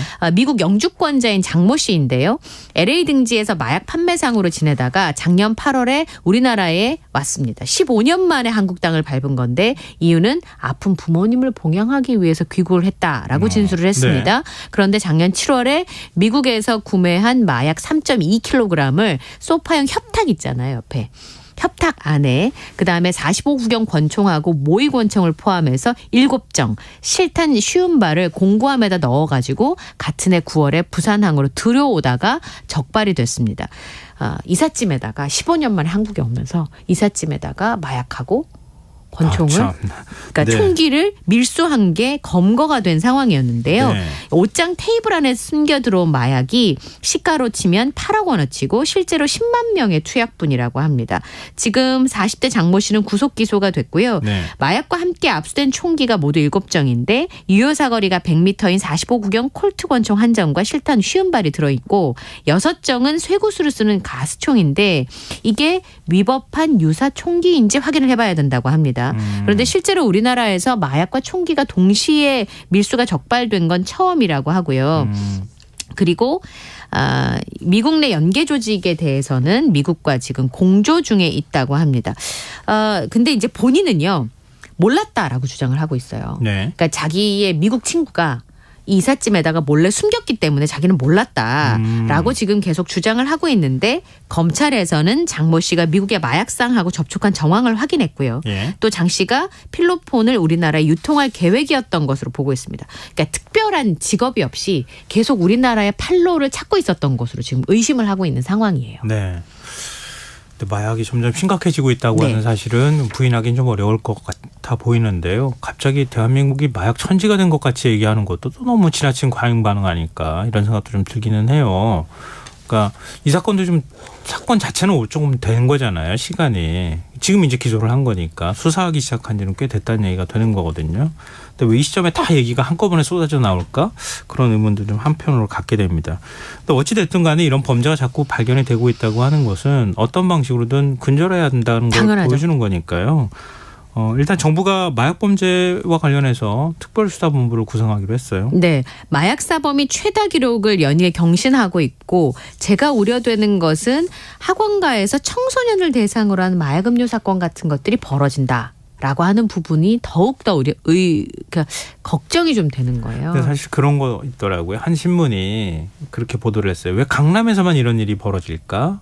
온갖 교육열이나 여러 가지 것들, 금력, 그러니까 돈이나 이런 것들이 막 다 강남 쪽에 몰려들면서 나타난 현상 아니냐 이렇게 좀 넓은 시야로 또 분석을 하기도 하더라고요. 특히나 이제 집중력을 강화한다라는 명목으로 마약 음료를 시음하게 했다는 부분에 있어서는 좀 가슴이 아픈 부분이 있는데 대검찰청의 보도자료를 보니까 마약 사범이 많이 늘긴 했어요. 2022년이 역대 최다로 기록이 됐는데 지난 1월하고 2월의 마약 사범을 보니까 같은 기간 2022년과 비교해서도 32.4%가 늘어난 2,600명으로 나타났습니다. 네. 압수량도 57.4%가 늘었고 제가 이제 많이 우려했던 거는 전체 마약 사범 중에서 10대와 20대의 비율이 2017년에 15.8%에서 2022년에 34.2%, 5년 사이에 18.4%포인트가 늘었다는 겁니다. 마약 보도가 있을 때마다 기자분들이 이제 잠입 취재라고 하잖아요. 네. 텔레그램이나 이런 것들을 통해서 던지기 수법으로 마약을 판매하는 사람에게 몰래 접촉을 해서 취재를 네네. 하는 경우가 있는데 네. 실제로 생각보다 너무 쉽게 손 닿는 곳에 구하려고 하면 구할 수 있다. 그 사실은 기자들 사이에서 오래전부터 알려진 얘기이기도 했거든요. 네. 그래서 기사를 뭐 몇 년 전부터 쓰기도 하고 그랬었는데 그 당시에는 그렇게 큰 주목을 못 받았어요. 네. 지금 와서는 또 굉장히 막 주목을 받고 있는 이런 상황이기도 하더라고요. 예, 실제로 말씀드렸던 것처럼 해외 직구나 SNS를 통해서 마약을 손쉽게 구매할 수 있게 되면서 10대 마약 사범이 2017년에 119명에서 2022년에 481명으로 4배나 뛰었다는 겁니다. 그래서 지금 마약범죄 특별수사본부가 꾸려졌는데요. 마약 수사 전담 인력은 840명이 참여한다고 합니다. 이번에 청소년 대상의 마약 공급이나 인터넷을 통해서 마약을 유통하는 것, 그리고 마약의 밀수출입, 의료용 마약류 제조과 유통을 중점적으로 수사할 예정이고요. 특히 청소년을 대상으로 하는 마약 공급 사범에 대해서는 가중처벌 조항을 적극적으로 적용하고 구속수사를 원칙으로 하겠다. 네. 이렇게 밝혔습니다. 미성년자를 상대로 해서 마약류를 매매, 조제, 투약 제공한 경우에는 무기 또는 징역 5년 이상에 처할 수 있습니다. 이번 기회에 우리 마약 청정국이 아닌 나라가 되어버렸다고 하는 게 이제 주지의 사실일 것 같은데요. 네, 그렇습니다. 마약 청정국 지위를 좀 회복할 수 있도록 했으면 좋겠네요. 또 그리고 마약을 왜 찾게 되는지 그 원인에 대해서도 우리 사회가 좀 들여다보는 노력도 좀 필요할 것 같고요. 네. 다음 뉴스로 넘어가 보겠습니다. 이거 참 안타까운 사건인데 대전의 한 스쿨존에서 9살 초등학생이 음주운전 차량에 치여서 숨지는 사고가 있었어요. 실제로 차량에 치인 초등학생은 더 많았죠. 네. 지난 8일에 대전 서구 둔산동에서 혈중 알코올 농도가 0.108% 만취 상태죠. 네. 초등학생 4명을 차로 들이받고 배승아 양이 숨진 그 사건이 있었는데 이 혐의로 체포된 66살 A씨가 있습니다. 이게요, 제가 좀 이상했던 게 사건이 발생한 시각이요, 오후 2시 21분이에요. 그럼 대낮에 술을 마셨다는 거 아니에요? 네, 그러니까 더 참담한 거죠. 그러니까 중앙선을 넘어서 반대편 차선을 지나서 인도로 돌진을 했기 때문에 어린이 보호구역 안에 인도를 걷고 있던 9살 배승아 양이 사망했다는 겁니다. 그리고 다른 어린이 3명을 다치게 한 혐의를 받고 있는데요. 크게 다쳤어요. 3명 중에 한 학생이 뇌수술을 받았고요. 그리고 배승아 양은 사망을 한 상황이고 다른 한 명은 실어증 상태이기 때문에 회복 여부를 점치기가 어려운 것으로 전해지고 있습니다. 또 다른 학생 한 명은 퇴원을 하긴 했는데 후유증 여부를 파악하기 위해서 재입원한 상태거든요. 엄마가 일하러 나가고 친구들하고 같이 생활용품점에 들르는 과정에서 변을 당한 것으로 드러났습니다. 경찰 조사에서 밝힌 내용을 보니까 낮 12시 30분 점심때잖아요. 네. 지인들하고 모임을 하면서 소주 반병가량을 마셨다고 합니다. 그리고 사고 지점이 만취 상태로 7, 8km를 음주운전을 했고 정과는 없는 것으로 전해지고 있는데 술에 취해서 기억이 나지 않는다고 진술을 했다고 합니다. 브레이크를 밟으려고 했는데 그러다가 이렇게 됐다라고 자신의 이제 그러니까 일부러 속도를 내거나 그런 게 아니라 우발적이었다라고 하는 취지로 들리는데요. 실제로 이제 같이 마셨던 지인들을 상대로 해서 방조했는지 혐의도 지금 조사를 하고 있고 이 남성은 충남 도청 전직 공무원인 것으로 전해지고 있습니다. 공무원으로서 음주운전 하면 안 된다고 하는 거 누누이 얘기를 들었을 텐데 왜 이런 일을 이렇게 만들었을까 하는 아쉬움이 드는데요. 어제 저녁에도 음주운전 사고로 음식 배달에 나섰던 한 가장이 숨지는 일이 있었다고요? 네. 6시 40분쯤에 경기 하남시 덕풍동의 한 아파트 단지 앞 어린이 보호구역 내에서 32살 A씨가 운전하던 SUV 차량이 맞은편에 오던 오토바이랑 부딪히게 됐습니다. 이 차량은 중앙선을 넘어서 맞은편의 도로 펜스를 들이받고 겨우 멈춰서게 됐는데요. 사고 충격으로 보도블럭이 산산이 부셔졌으니까 파편은 인도 안쪽까지 흩어지기도 했는데 실제로 혈중 알코올 농도가 0.037% 면허 정지 수준이었습니다. 그런데 이 사람이 그 전날 새벽까지 술을 먹고 귀가를 한 뒤에 숙취 상태로 운전했다고 합니다. 그래서 이 사고로 오토바이를 운전하던 운전자 48살 김모 씨가 병원으로 옮겨졌지만 사망했는데 이분이 근처에서 아내랑 분식집 하시던 분이셨대요. 당시에 떡볶이 배달을 하던 중이었는데 이제 배달 업체를 쓰면 비용이 많이 나가니까 이제 가능한 한 본인이 배달을 많이 하셨다고 합니다. 사고 현장에 많은 분들께서 추모하는 국화꽃이 놓여져 있었는데 이제 오토바이 운전하시는 분들은 남일 같지 않은 거예요. 그래서 지금 사고 경위를 조사한 뒤에 신병 처리 여부를 결정할 예정인데 음주운전으로 인한 사고들이 계속 발생하는 걸 보면 이게 살인행위나 마찬가지다라고 얘기 누누이 하잖아요. 뭐 이른바 민식이법, 윤창호법 이런 거 만들어서 가중처벌을 하고 뭐 최대 무기까지 가능하도록 하겠다 이렇게 했었던 거 아닙니까? 네, 거기에 대해서 이제 위헌 판결이 나면서 그 부분에 대한 위기 의식들이 좀 약해진 거 아니냐라는 얘기들이 나오고 있습니다. 근데 어떻게 해야 됩니까? 더 강하게 처벌해야 되는 겁니까? 그러면 또 얘기 나오는 게 살인죄로 처벌해야 한다 이런 얘기 아니에요? 네. 그러니까 이게 사실은 예비로 벌어지는 일을 처벌을 일어났다고 가정하고 처벌할 수 없는 대목들이 있는 거잖아요. 네. 우리나라 법 체계 안에서. 그런데 한국 청소년 정책연대에서는 음주운전 처벌에 살인죄 적용을 촉구하는 서명운동을 전개한다고 밝혔습니다. 앞서 말씀드린 사건 말고도 2020년 9월에는 서대문구에서 6살 아동이 음주운전 차량에 들이받는 가로등에 깔려 사망했고요. 작년 4월에는 부산에서, 같은 해 9월에는 서울에서 어린이들이 음주운전 차량에 치여서 숨지는 일들이 너무나 많이 발생을 합니다.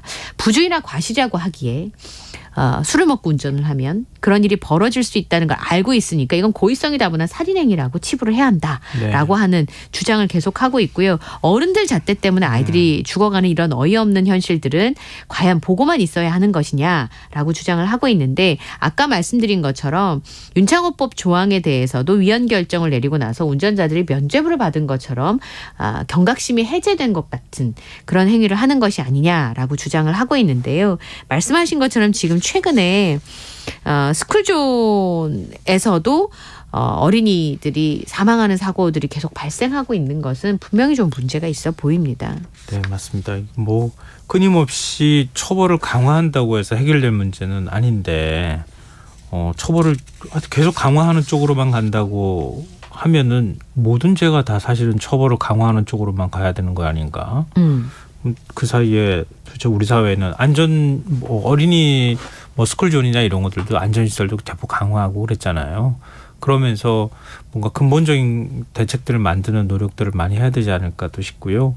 차라리 예비적 문제로 해서 음주운전을 만약에 2번 반복한다, 아예 운전대를 못 찾게 한다거나, 그런 예비적 뭔가를 조치를 취하는 게 더 낫지 않을까. 한 5년 동안은 아니면 3년 동안 제한적인 시한에 따라서 여러 번 적발되는 경우에는 그런 조치를 취하는 것도 방법이라는 주장들도 있습니다.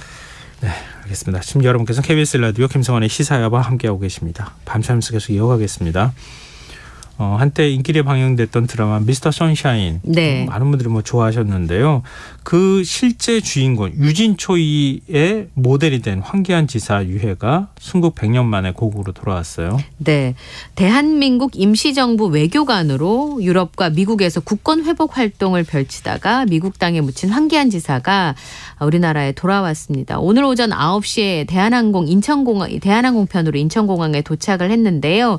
1886년 4월 4일생이십니다. 평안남도 순천에서 태어난 황기안 선생이 19살이 되던 1904년에 증기선을 타고 미국에 갔고 1차 세계대전이 터지자 미군 신분으로 참전을 했습니다. 그리고 유럽에 남아서 정전되고 난 다음에 1919년 6월에 파리로 이동해서 프랑스 베르사유에서 개최되는 평화회의에 참석하고자 파리에 온 김규식 선생을 돕기도 했었고요. 1921년에는 미국에서 워싱턴 회의가 개최된다는 소식을 접한 이 황 지사의 경우에는 식민지 현실을 알리고자 미국으로 옮겨서 독립운동을 이어갔습니다만 1923년 4월 17일 미국 뉴욕에서 심장병으로 순국해서 마운트 올리벤 묘지에 묻혔습니다. 2008년에 뉴욕 한인교회의 장철호 목사에 의해서 이 묘지가 발견이 됐었는데요. 근데 실제로 후손이 없었던 이 황 지사의 경우에는 건국 훈장 애국장을 받았지만 묘소 위치가 알려지지 않아서 곡행이 어려웠다고 합니다. 85년 만에 확인이 됐지만 유족의 동의를 못 받아서 10년 넘게 봉헌을 못 해왔는데 묘지관리차 측의 동의를 받으면서 파묘가 된다는 게 파악이 돼서 올해 1월에 합의가 돼서 마침내 고국행이 성사가 됐다고 하는데요. 아까 말씀드렸던 장철호 목사가 2008년에 황 지사의 묘소를 발견했었는데 그 순간을 잊을 수 없다고 인터뷰를 했습니다. 수천 개의 묘지 다 영어로 써 있는데 대한인이라는 한글말로 써있는 묘비명을 보면서 얼마나 감격스러운지 모른다라고 인터뷰를 했는데요. 한국을 일제 초기에 떠났기 때문에 한국에는 서류 자체가 없었잖아요. 그러다 보니까 황 지사의 임시정부 활동을 기려서 국립임시정부 기념관을 등록지로 한 가족관계 등록부를 부여했습니다. 네, 너무 늦었지만 참 다행이다 이런 생각을 하게 되네요. 네. 마지막으로 짧게라도 이 기상 날씨 네. 소식을 안 살펴볼 수가 없을 것 같아요. 예. 전국에 강풍이 몰아친다고요? 내일 요란한 봄 날씨가 예상이 됩니다. 거의 태풍급 강풍이 몰아칠 것으로 보이는데요. 최대 순간 풍속 초속 20m의 태백산맥을 넘으면서 고온건조에서 강력한 양간지풍이 불면서 굉장히 강한 바람이 일겠습니다. 이 간판 조심하셔야 되니까 시설물 관리에 특별히 신경을 쓰시고요. 네. 내일 오전 중부지방부터는 비가 시작돼서 오후에 전국으로 확대가 된다고 합니다. 많진 않지만 비가 내리는 동안 돌풍이 치고 벼락이 치겠으니까 특별히 유의하시고요. 오후부터는 특히 중국발 황사가 유입이 돼서 황사비가 내릴 가능성이 있습니다. 모레까지는 전국 대부분 지역이 한때 매우 나쁨 수준까지 치솟을 예정이라고 하니까요. 특별히 대비하시는 게 좋겠습니다. 네. 오늘 밤사무소 여기까지 하겠습니다. 지금까지 이윤경 뉴스캐스터와 함께했습니다. 고맙습니다. 감사합니다.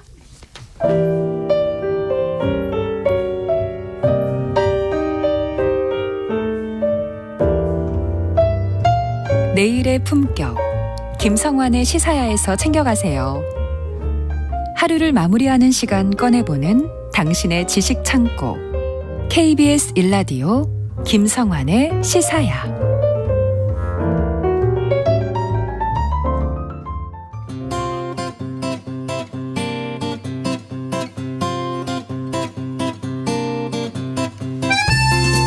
대만을 둘러싼 미중 갈등이 다시 격화하고 있는 분위기인데요. 대만의 전현직 총통이 최근 중국과 미국을 각각 방문한 것이 발단이 된 것으로 보입니다. 중국은 사흘째 대만을 사방으로 포위하는 고강도 무력 시위를 이어가고 있고요. 상황이 이렇다 보니 내년에 치러질 대만 총통 선거가 미국과 중국의 대리전이 될 것이다. 이런 관측마저 나오고 있는 상황입니다. 세계이면 오늘은 대만을 둘러싼 미중 갈등 살펴보도록 하겠습니다. 외신캐스터 전주현 씨 나와 계십니다. 안녕하세요. 네, 안녕하세요. 네, 이것도 참 이례적인 특이한 일이에요. 네. 어떻게 이렇게 미국으로 중국으로 이렇게 서로 전현직 총통이 이렇게 나눠져서 가는지 모르겠어요. 그렇습니다. 네. 일단 차이잉원 총통은 미국을 갔죠. 네. 그냥 미국만 간 건 아니고요. 사실 지난달 29일에 9박 10일간의 일정으로 중미 수교국들이 있습니다. 과테말라랑 벨리즈를 방문하면서 미국 뉴욕과 LA를 갈 때 올 때 이렇게 한 번씩 경유하는 그런 방식으로 방문을 한 거예요. 네. 왜 갑자기 중미 수교 국가들을 갔을까? 지난달 26일에 온두라스가 수교국이었는데 중국과 수교한다면서 대만과 단교를 선언했습니다. 네. 예, 그래서 이제 얼마 남지 않았거든요. 대만 수교 국가가. 그러니까 남은 국가들과의 관계를 좀 강화하기 위한 그런 측면이 있었습니다. 지금 중남미 지역은 대만과 외교 관계를 갖고 있는 7개 국가가 있는 지역이에요. 그래서 대만의 외교 전략상 굉장히 중요한 지역입니다. 그런데 최근에 많은 수교 국가들이 차이나머니를 앞세운 중국과 수교를 하면서 대만과 단교하는 일이 이어지고 있어요. 그리고 온두라스도 이번에 중국과 수교를 하면서 중국으로부터 60억 달러, 우리 돈으로 한 7조 8천억 원 수준 재정 지원을 받기로 한 것으로 알려졌습니다. 네. 이 온두라스에 앞서서 니카라과도 2021년, 엘살바도르랑 파나마는 2018년과 2017년에 대만과 단교를 했는데요. 근데 이번 달에 파라과이에서 대선이 치러지는데 이 파라과이 대선 결과도 좀 지켜봐야 될 가능성이 높아지고 있습니다. 왜냐하면 지금 야권의 유력한 대선 후보가 알레그레 후보인데 내가 대통령이 되면 대만과의 외교 관계를 다시 평가하겠다라는 공약을 내세웠기 때문이에요. 그래서 이 후보가 만약에 당선이 되면 대만의 수교 국가가 또 하나 줄어들 가능성도 있습니다. 그래서 만약에 이렇게 파라과이마저 단교를 하게 되면 이제 대만의 수교 국가는 과테말라, 벨티즈, 아이티 교황청, 에스와티니, 카리브해, 태평양 섬나라 이렇게 총 12개 국가만 남게 돼요. 그래서 중미 수교 국가들과의 관계를 다시 한번 강화하기 위해서 이번에 지금 두 나라를 방문을 한 겁니다. 근데 이제 중남미를 가면서 미국을 거쳐서 가니까 중국은 어떤 명목으로든 대만 지도자들이 미국을 방문하는 걸 반대한다. 이것은 하나의 중국 원칙을 훼손하는 것이다라고 강하게 반발을 했고요. 하지만 여기에 대해서 미국은 경유 방식으로 방미를 하는 건 예전에 총통들도 다 했던 방식이다. 이건 오랜 관행인데 미국의 하나의 중국 정책과도 일치하는데 그렇게 반발할 이유가 없다라면서 반박하는 입장을 내놨습니다. 근데 이게 외교인 것 같아요. 네. 원래 그렇게 했던 건데 왜 스쳐 지나가는 거야. 그렇죠. 그러면서 할 건 다 하잖아요. 네. 이게 외교인 것 같아요. 이 마행주 전 대만 총통은 중국 본토를 또 방문했어요. 네, 그 마잉주 총통이 어떤 사람이냐면 차잉원 총통이 집권하기 전인 2008년부터 2016년까지 대만 총통이었습니다. 지금 차이 총통은 민진당 소속이지만 네. 이 마 전 총통은 국민당 소속이거든요. 지난달 27일부터 12일간의 일정으로 중국 본토를 갔는데 이 마잉주 총통의 국민당은 전통적으로 중국 대륙과 좀 적극적으로 교류를 해야 된다. 양안 간에 좀 우호적으로 지내야 된다라는 입장을 내세우는 정당입니다. 네. 지금 마잉주 전 총통의 중국 대륙 방문도 굉장히 주목을 받은 게요. 왜냐하면 국민당 정부가 대만으로 이제 간 이후에 74년 만에 대만의 전 현직 총통 중에서 첫 번째로 중국 본토를 방문한 거였거든요. 그래서 주목을 좀 많이 받았습니다. 네. 그래서 일단 마 전 총통은 중국 가는 건 민간적인 교류다 이렇게 얘기를 했지만 대만 여당인 민진당은 중국의 대만 정책에 도움을 주는 행위다라면서 비판하는 입장을 내놨고요. 마 전 총통의 방중 일정이 딱 차이 총통의 방미 일정과 겹쳤습니다. 귀국하는 날짜도 똑같았거든요. 네. 그래서 중국이 차이 총통의 미국 방문 효과를 좀 떨어뜨리기 위해서 마 전 총통을 활용하는 의도가 있었다 이런 분석이 나왔습니다. 근데 스쳐 지나간다고 하는 차잉원 총통은 네. 미국에서 케빈 메카시 하원 의장하고 만났어요. 그렇습니다. 네. 이게 굉장히 주목을 받을 수밖에 없는 만남인데 5일에 캘리포니아주에서 만났거든요. 그런데 양국이 단교를 한 이후에 대만 총통과 미국의 하원 의장이 미국 영토에서 공식 회동한 건 이번이 처음이었거든요. 근데 미국 하원 의장이 권력 서열 3위잖아요. 그렇죠. 굉장히 네. 높은 인물입니다. 그래서 미국과 대만 단교 이후에 미국 영토에서 열린 양측 간의 최고위급 회동이다. 이런 기록도 세웠습니다.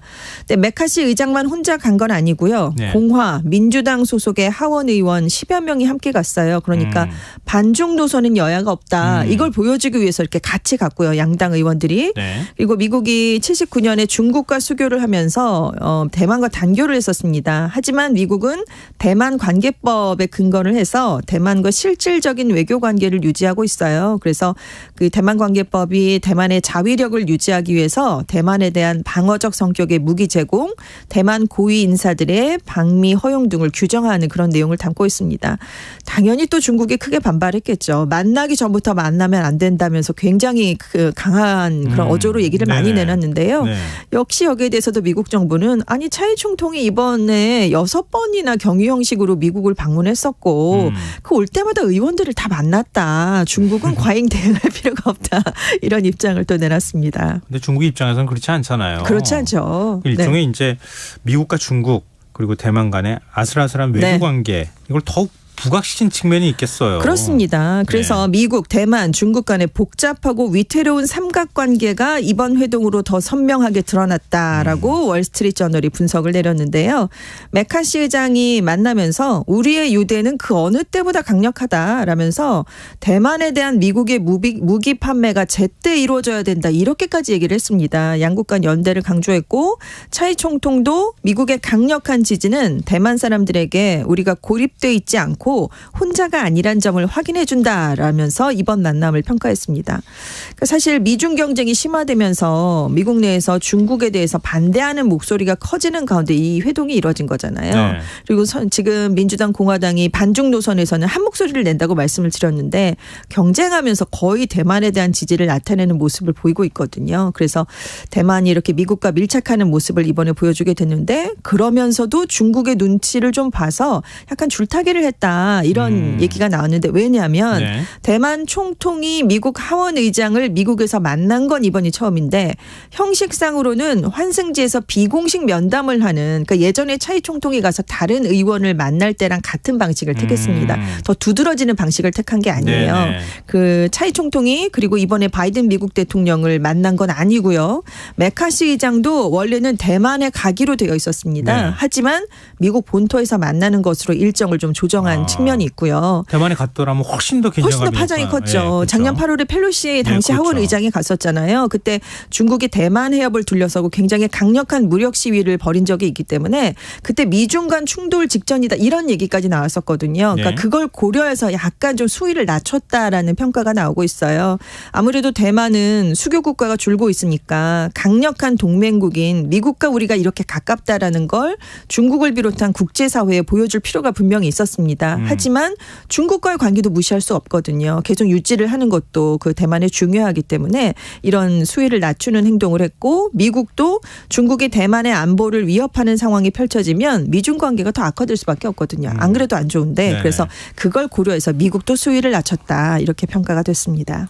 여기에 반발해서 중국은 지금 대만 주변에서 네. 고강도 훈련을 하고 있잖아요. 그렇습니다. 근데 지난번에 펠로시 의장 방문했을 때는 막 실사격 훈련도 하고 7탄 사격을 했죠. 근데 네. 이번에는 안 했다면서요? 그렇습니다. 일단 이제 미국 하원 의장과 만난 이후에 뭐 일제히 뭐 비판하는 성명은 당연히 나왔고요. 예. 중국 군용기랑 군함이 대만 주변 공역 해역에서 포착이 다 됐습니다. 그렇지만 작년처럼 고강도는 아니었거든요. 그래서 왜 이렇게 약간 수위를 처음에 낮췄을까라고 얘기가 분석이 여러 가지가 나왔는데 네. 일단 중국이 지금 국가 이미지를 좀 새롭게 바꾸려는 의도가 있기 때문이다. 네. 왜냐하면 이제 중국이 국제적인 리더다. 좀 그리고 뭐 여러 가지 분쟁을 해결하는 중재자로서 역할을 하겠다. 이런 걸 내세우고 있잖아요. 네, 사우디하고 이란 갈등 그렇습니다. 중재한 것처럼 우크라이나 전쟁의 평화를 제시하기도 하고 그리고 이제 세계 무대에서 고립되는 걸 좀 막기 위해서 왜냐하면 이제 미국과의 갈등을 좀 극복해 보기 위해서 좀 다른 우호 국가들을 끌어들여야 될 필요가 있는 거잖아요. 그래서 프랑스, 호주 뭐 이런 동맹 국가들을 좀 끌어들이기에 총력을 기울이고 있는데 마침 프랑스 마크롱 대통령하고 폰데얼라이엔 유럽연합 집행위원장이 중국을 방문하고 있었어요. 네. 그래서 이 지도자들이 있을 때 무력 시위를 굉장히 강력하게 벌이면 이미지를 바꾼다면서 이런 행동을 왜 하는가라는 비판이 나올 수가 있었거든요. 더 주목을 받을 수 있고 네. 그래서 이들이 떠나기 전까지는 좀 자제를 했다 이런 얘기가 나오고 있고요. 내년 1월에 대만에서 총통 선거가 있습니다. 네. 근데 너무 대만인들을 자극하면 오히려 반중국 여론이 높아질 수 있거든요. 그래서 작년보다 수위를 낮췄다라는 얘기를 뉴욕타임스가 내놨습니다. 근데 마크롱 프랑스 대통령이 중국을 방문했었어요. 네, 그렇습니다. 폰데얼 라이언 위원장과 함께 동시에 방문을 했었죠. 그래서 굉장한 환대를 받았었죠. 마크롱 대통령 떠나고 나니까 태도가 바뀌었어요? 그렇습니다. 그 전까지는 약간 고강도로 하진 않았는데요. 네. 인민해방군이 마크롱 대통령이 돌아가고 난 8일부터 오늘까지 사흘간의 일정으로 대만섬을 포위하는 형태의 대규모 군사훈련, 날카로운 검 연합훈련이란 걸 실시했어요. 그래서 대만 해협에서 무력 시위를 벌였습니다. 그래서 군용기 수십여 대가 매일 대만섬 중간선을 넘나들었어요. 그래서 군사적 위협도 강했고 오늘은 대만섬 동쪽에 있던 항공모함 산둥함까지 훈련에 참가시켰습니다. 네. 그리고 인민해방군이 공식 SNS 계정을 통해서 핵무기 탑재가 가능한 H6 폭격기로 추정되는 군용기가 대만섬 북부 상공에서 훈련하는 그런 모습을 담은 영상을 또 아주 공개적으로 했습니다. 네. 그러니까 중국이 마음만 먹으면 얼마든지 대만섬에 대규모 폭격을 할 수 있다라는 걸 과시했다라는 분석이 나왔는데요. 그러니까 심리전이라는 거죠. 그래서 군사적인 압박 외에 전자전, 정보전 자산까지 이번에 다 동원을 했어요. 그래서 이건 단순한 무력 시위를 넘어서 전쟁 리허설에 좀 가까운 훈련이 아니었느냐 이런 얘기가 나오고 있는데요. 그래서 중국이 이제 작년 8월에 펠로시 의장이 대만을 갔을 때도 대규모 실사격 훈련을 하고 굉장히 강하게 반발을 했는데 다만 이번에도 이렇게 전방위적인 포위 훈련을 하긴 했지만 펠로시 의장이 갔을 때만큼은 그래도 하지 않았다. 좀 자제를 했다라는 분석이 나오고 있는데 지금 실탄 사격이 이번에는 없었기 때문이고요. 지난번에는 그 차이 총통하고 펠로시 의장이 만난 이튿날 바로 훈련을 했는데 이번에는 사흘 뒤에야 이루어졌다는 것도 좀 차이가 있다. 이런 평가가 나오고 있는데요. 대만의 한 전문가는 중국이 이런 무력 시위를 하는 이유는 중국 내 강경한 민족주의자들의 불만을 좀 달래보려고 하는 것이다. 이런 분석을 또 내놓기도 했습니다. 근데 외교적인 보복 조치도 내놨어요? 왜냐하면 차이 총통하고 메카시 하원 의장이 만나고 이제 차이 총통이 대만에 돌아왔거든요. 예. 그랬더니 이번에는 마이클 맥콜 미국 하원 외교위원장이 이끄는 초당파 의원 대표단이 또 대만에 갔습니다. 그래서 대만에 가서 차이 총통, 라이칭더 부총통 또 우리의 국회의장에 해당하는 유시쿤 입법원장 같은 대만 고위급 정치인들과 또 만남을 쭉 이어서 가졌어요. 예. 근데 지금 메카시 의장과 만난 것도 중국으로선 불편한데 네. 지금 맥콜 외교위원장까지 아예 대만에 갔으니까 네. 중국이 이번에도 강하게 반발을 하면서 이번에는 대만의 주미 대사 역할을 하는 샤오메이친 주미 대만 문화대표부 대표, 대만 학술단체 두 곳에 대해서 중국 본토와 홍콩, 마카오 입국을 영원히 금지시켰습니다. 그리고 이들과 관련된 기업이 중국과 협력하는 것도 금지하는 제재안을 발표했고요. 또 차이 총통 방미와 관련된 미국 기관 두 곳에 대해서도 중국과 협력할 수 없게 제재를 단행했습니다. 다만 미국의 소리 방송은 이걸 어떻게 평가했냐면요. 네. 보통 대만 고위급 인사들은 중국에 안 간다. 그리고 중국 법원은 대만에 대한 관할권이 없기 때문에 중국의 이번 제재는 좀 상징적인 효과가 있고 실효성은 거의 없을 수 있다. 이런 분석을 내놓긴 했습니다. 그런데 차잉원 총통하고 마잉주 전 총통 네. 뭐 각기 중국하고 미국 갔다 온 거잖아요. 네, 그렇습니다. 갔다 와서 뭐라고 합니까?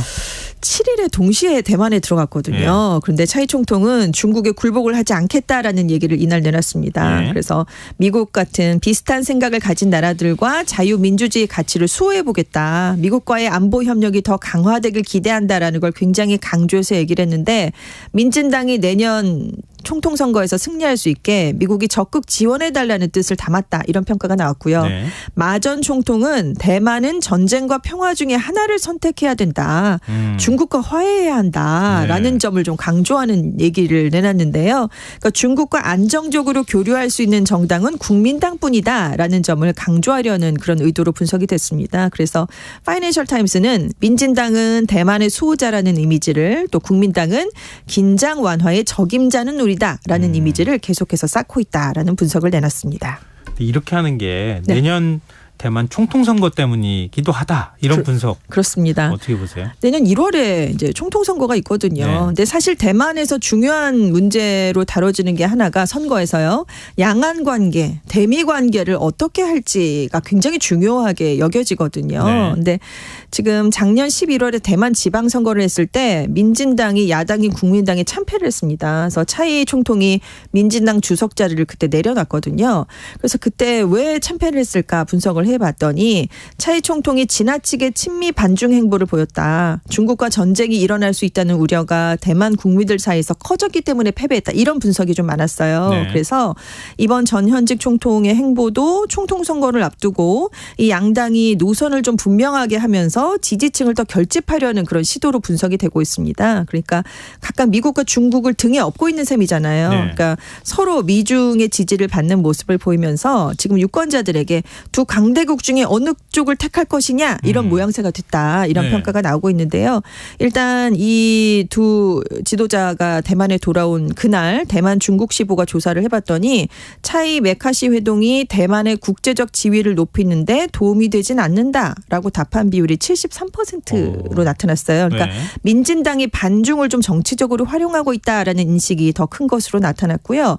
또 지난달에 했던 여론조사에서는 대만인의 76% 이상이 양안 간 교류 회복, 긴장 관계를 완화하는 것에 대해서 긍정적인 입장을 밝힌 것으로 나타났습니다. 그럼 민주당이 불리한다는 지금은 얘기잖아요? 굉장히 불리한 상황입니다. 국민들은 현재까지는. 굉장히 불안해하고 있다. 이런 상황에 대해서. 사실 펠로시 의장이 다녀간 이후에 중국이 굉장히 좀 고강도 무력 시위를 벌였잖아요. 맞아요. 그 이후에 전쟁이 나면 어떡하지라는 불안감이 높아졌다라는 분석도 있습니다. 아, 근데 대만이 전쟁이 나면 네. 일본 자동 참전,네. 우리 한국도 네. 하면서 지금 물음표가 계속 이어지는 찍혀 있는 거잖아요. 우리랑 전혀 무관하진 않죠. 맞습니다. 네. 이것 때문에 굉장히 좀 외교 관계가 복잡해질 수밖에 없는데 이렇게 되면 미국과 중국의 대리전 점점 더 격화할 수밖에 없을 것 같아요. 그렇습니다. 시 주석이 안 그래도 국가주석 3연임을 공식화한 이후에 제일 처음에 했던 얘기가 대만 문제에 대한 외부 세력의 간섭, 독립 분열 활동에 결연히 반대한다라는 얘기부터 했거든요. 네. 하나의 중국 원칙을 지켜가겠다. 대만 통일에 대해서 확고한 의지를 갖고 있다. 이런 얘기를 했기 때문에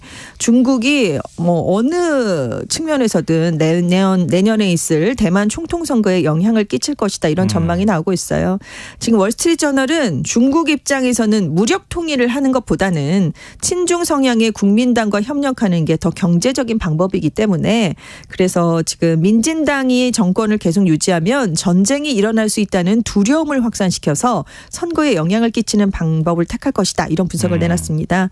그래서 미국으로서는 하지만 대만에서 반중 친미 행보를 보이는 민진당이 계속 집권하길 바랄 수밖에 없거든요. 네. 왜냐하면 인도 태평양 지역의 군사적 요충지이기도 하고 세계 유리 반도체 위탁 생산업체인 TSMC가 있잖아요. 네. 그러니까 미국으로서 굉장히 중요한 곳이 대만입니다. 그래서 사실 지금 어느 세력이 정권을 차지할까? 지금 야당인 국민당이 유리하다라고 말씀을 드렸잖아요. 작년 11월에 치러진 지방선거에서 일단 야당인 국민당이 승리를 했고요. 그 이후에 지지율도 계속 국민당이 지금 민진당을 앞서는 여론조사가 나오고 있습니다. 근데 지난번 총통 선거 때도 차이 총통이 열세였거든요. 재집권을 못한다였는데 네. 중국이 굉장한 압박을 가하면서 반중 여론이 높아졌어요. 그래서 실제 뚜껑을 열었더니 역전을 했거든요. 그러니까 지금 내년 1월까지는 좀 시간이 남아 있으니까 어떤 변수가 발생할지에 따라서 표심이 좀 달라질 수 있고 그래서 중국이 지금 대만이 지금 국제적 위상을 높이려는 시도를 우리는 용납할 수 없다라는 신호를 보내고 싶긴 하지만 선거 때문에 좀 자제하는 게 아니냐. 그래서 우호적인 입장을 나타내는 게 아니냐 이런 분석이 나오고 있습니다. 지금 설명하신 건 대만 내부의 관점에서 해석하는 거잖아요. 네. 좀 큰 관점에서 보면 우리 한반도부터 시작해서 대만으로 내려가고 동남아시아까지 내려가는 큰 분쟁 지역화가 만들어지는 그렇습니다. 거 아닐까. 네. 긴장은 계속 높아지지 않을까 하는 걱정이 드네요. 자, 지금까지 세계이면 외신캐스터 전주현 씨였습니다. 고맙습니다. 네, 감사합니다. 김성환의 시사형 오늘 순서 여기서 마칩니다. 모바일 치킨 쿠폰 당첨자 5분은 홈페이지 공지사항에서 확인하실 수 있습니다. 지금까지 시사평론가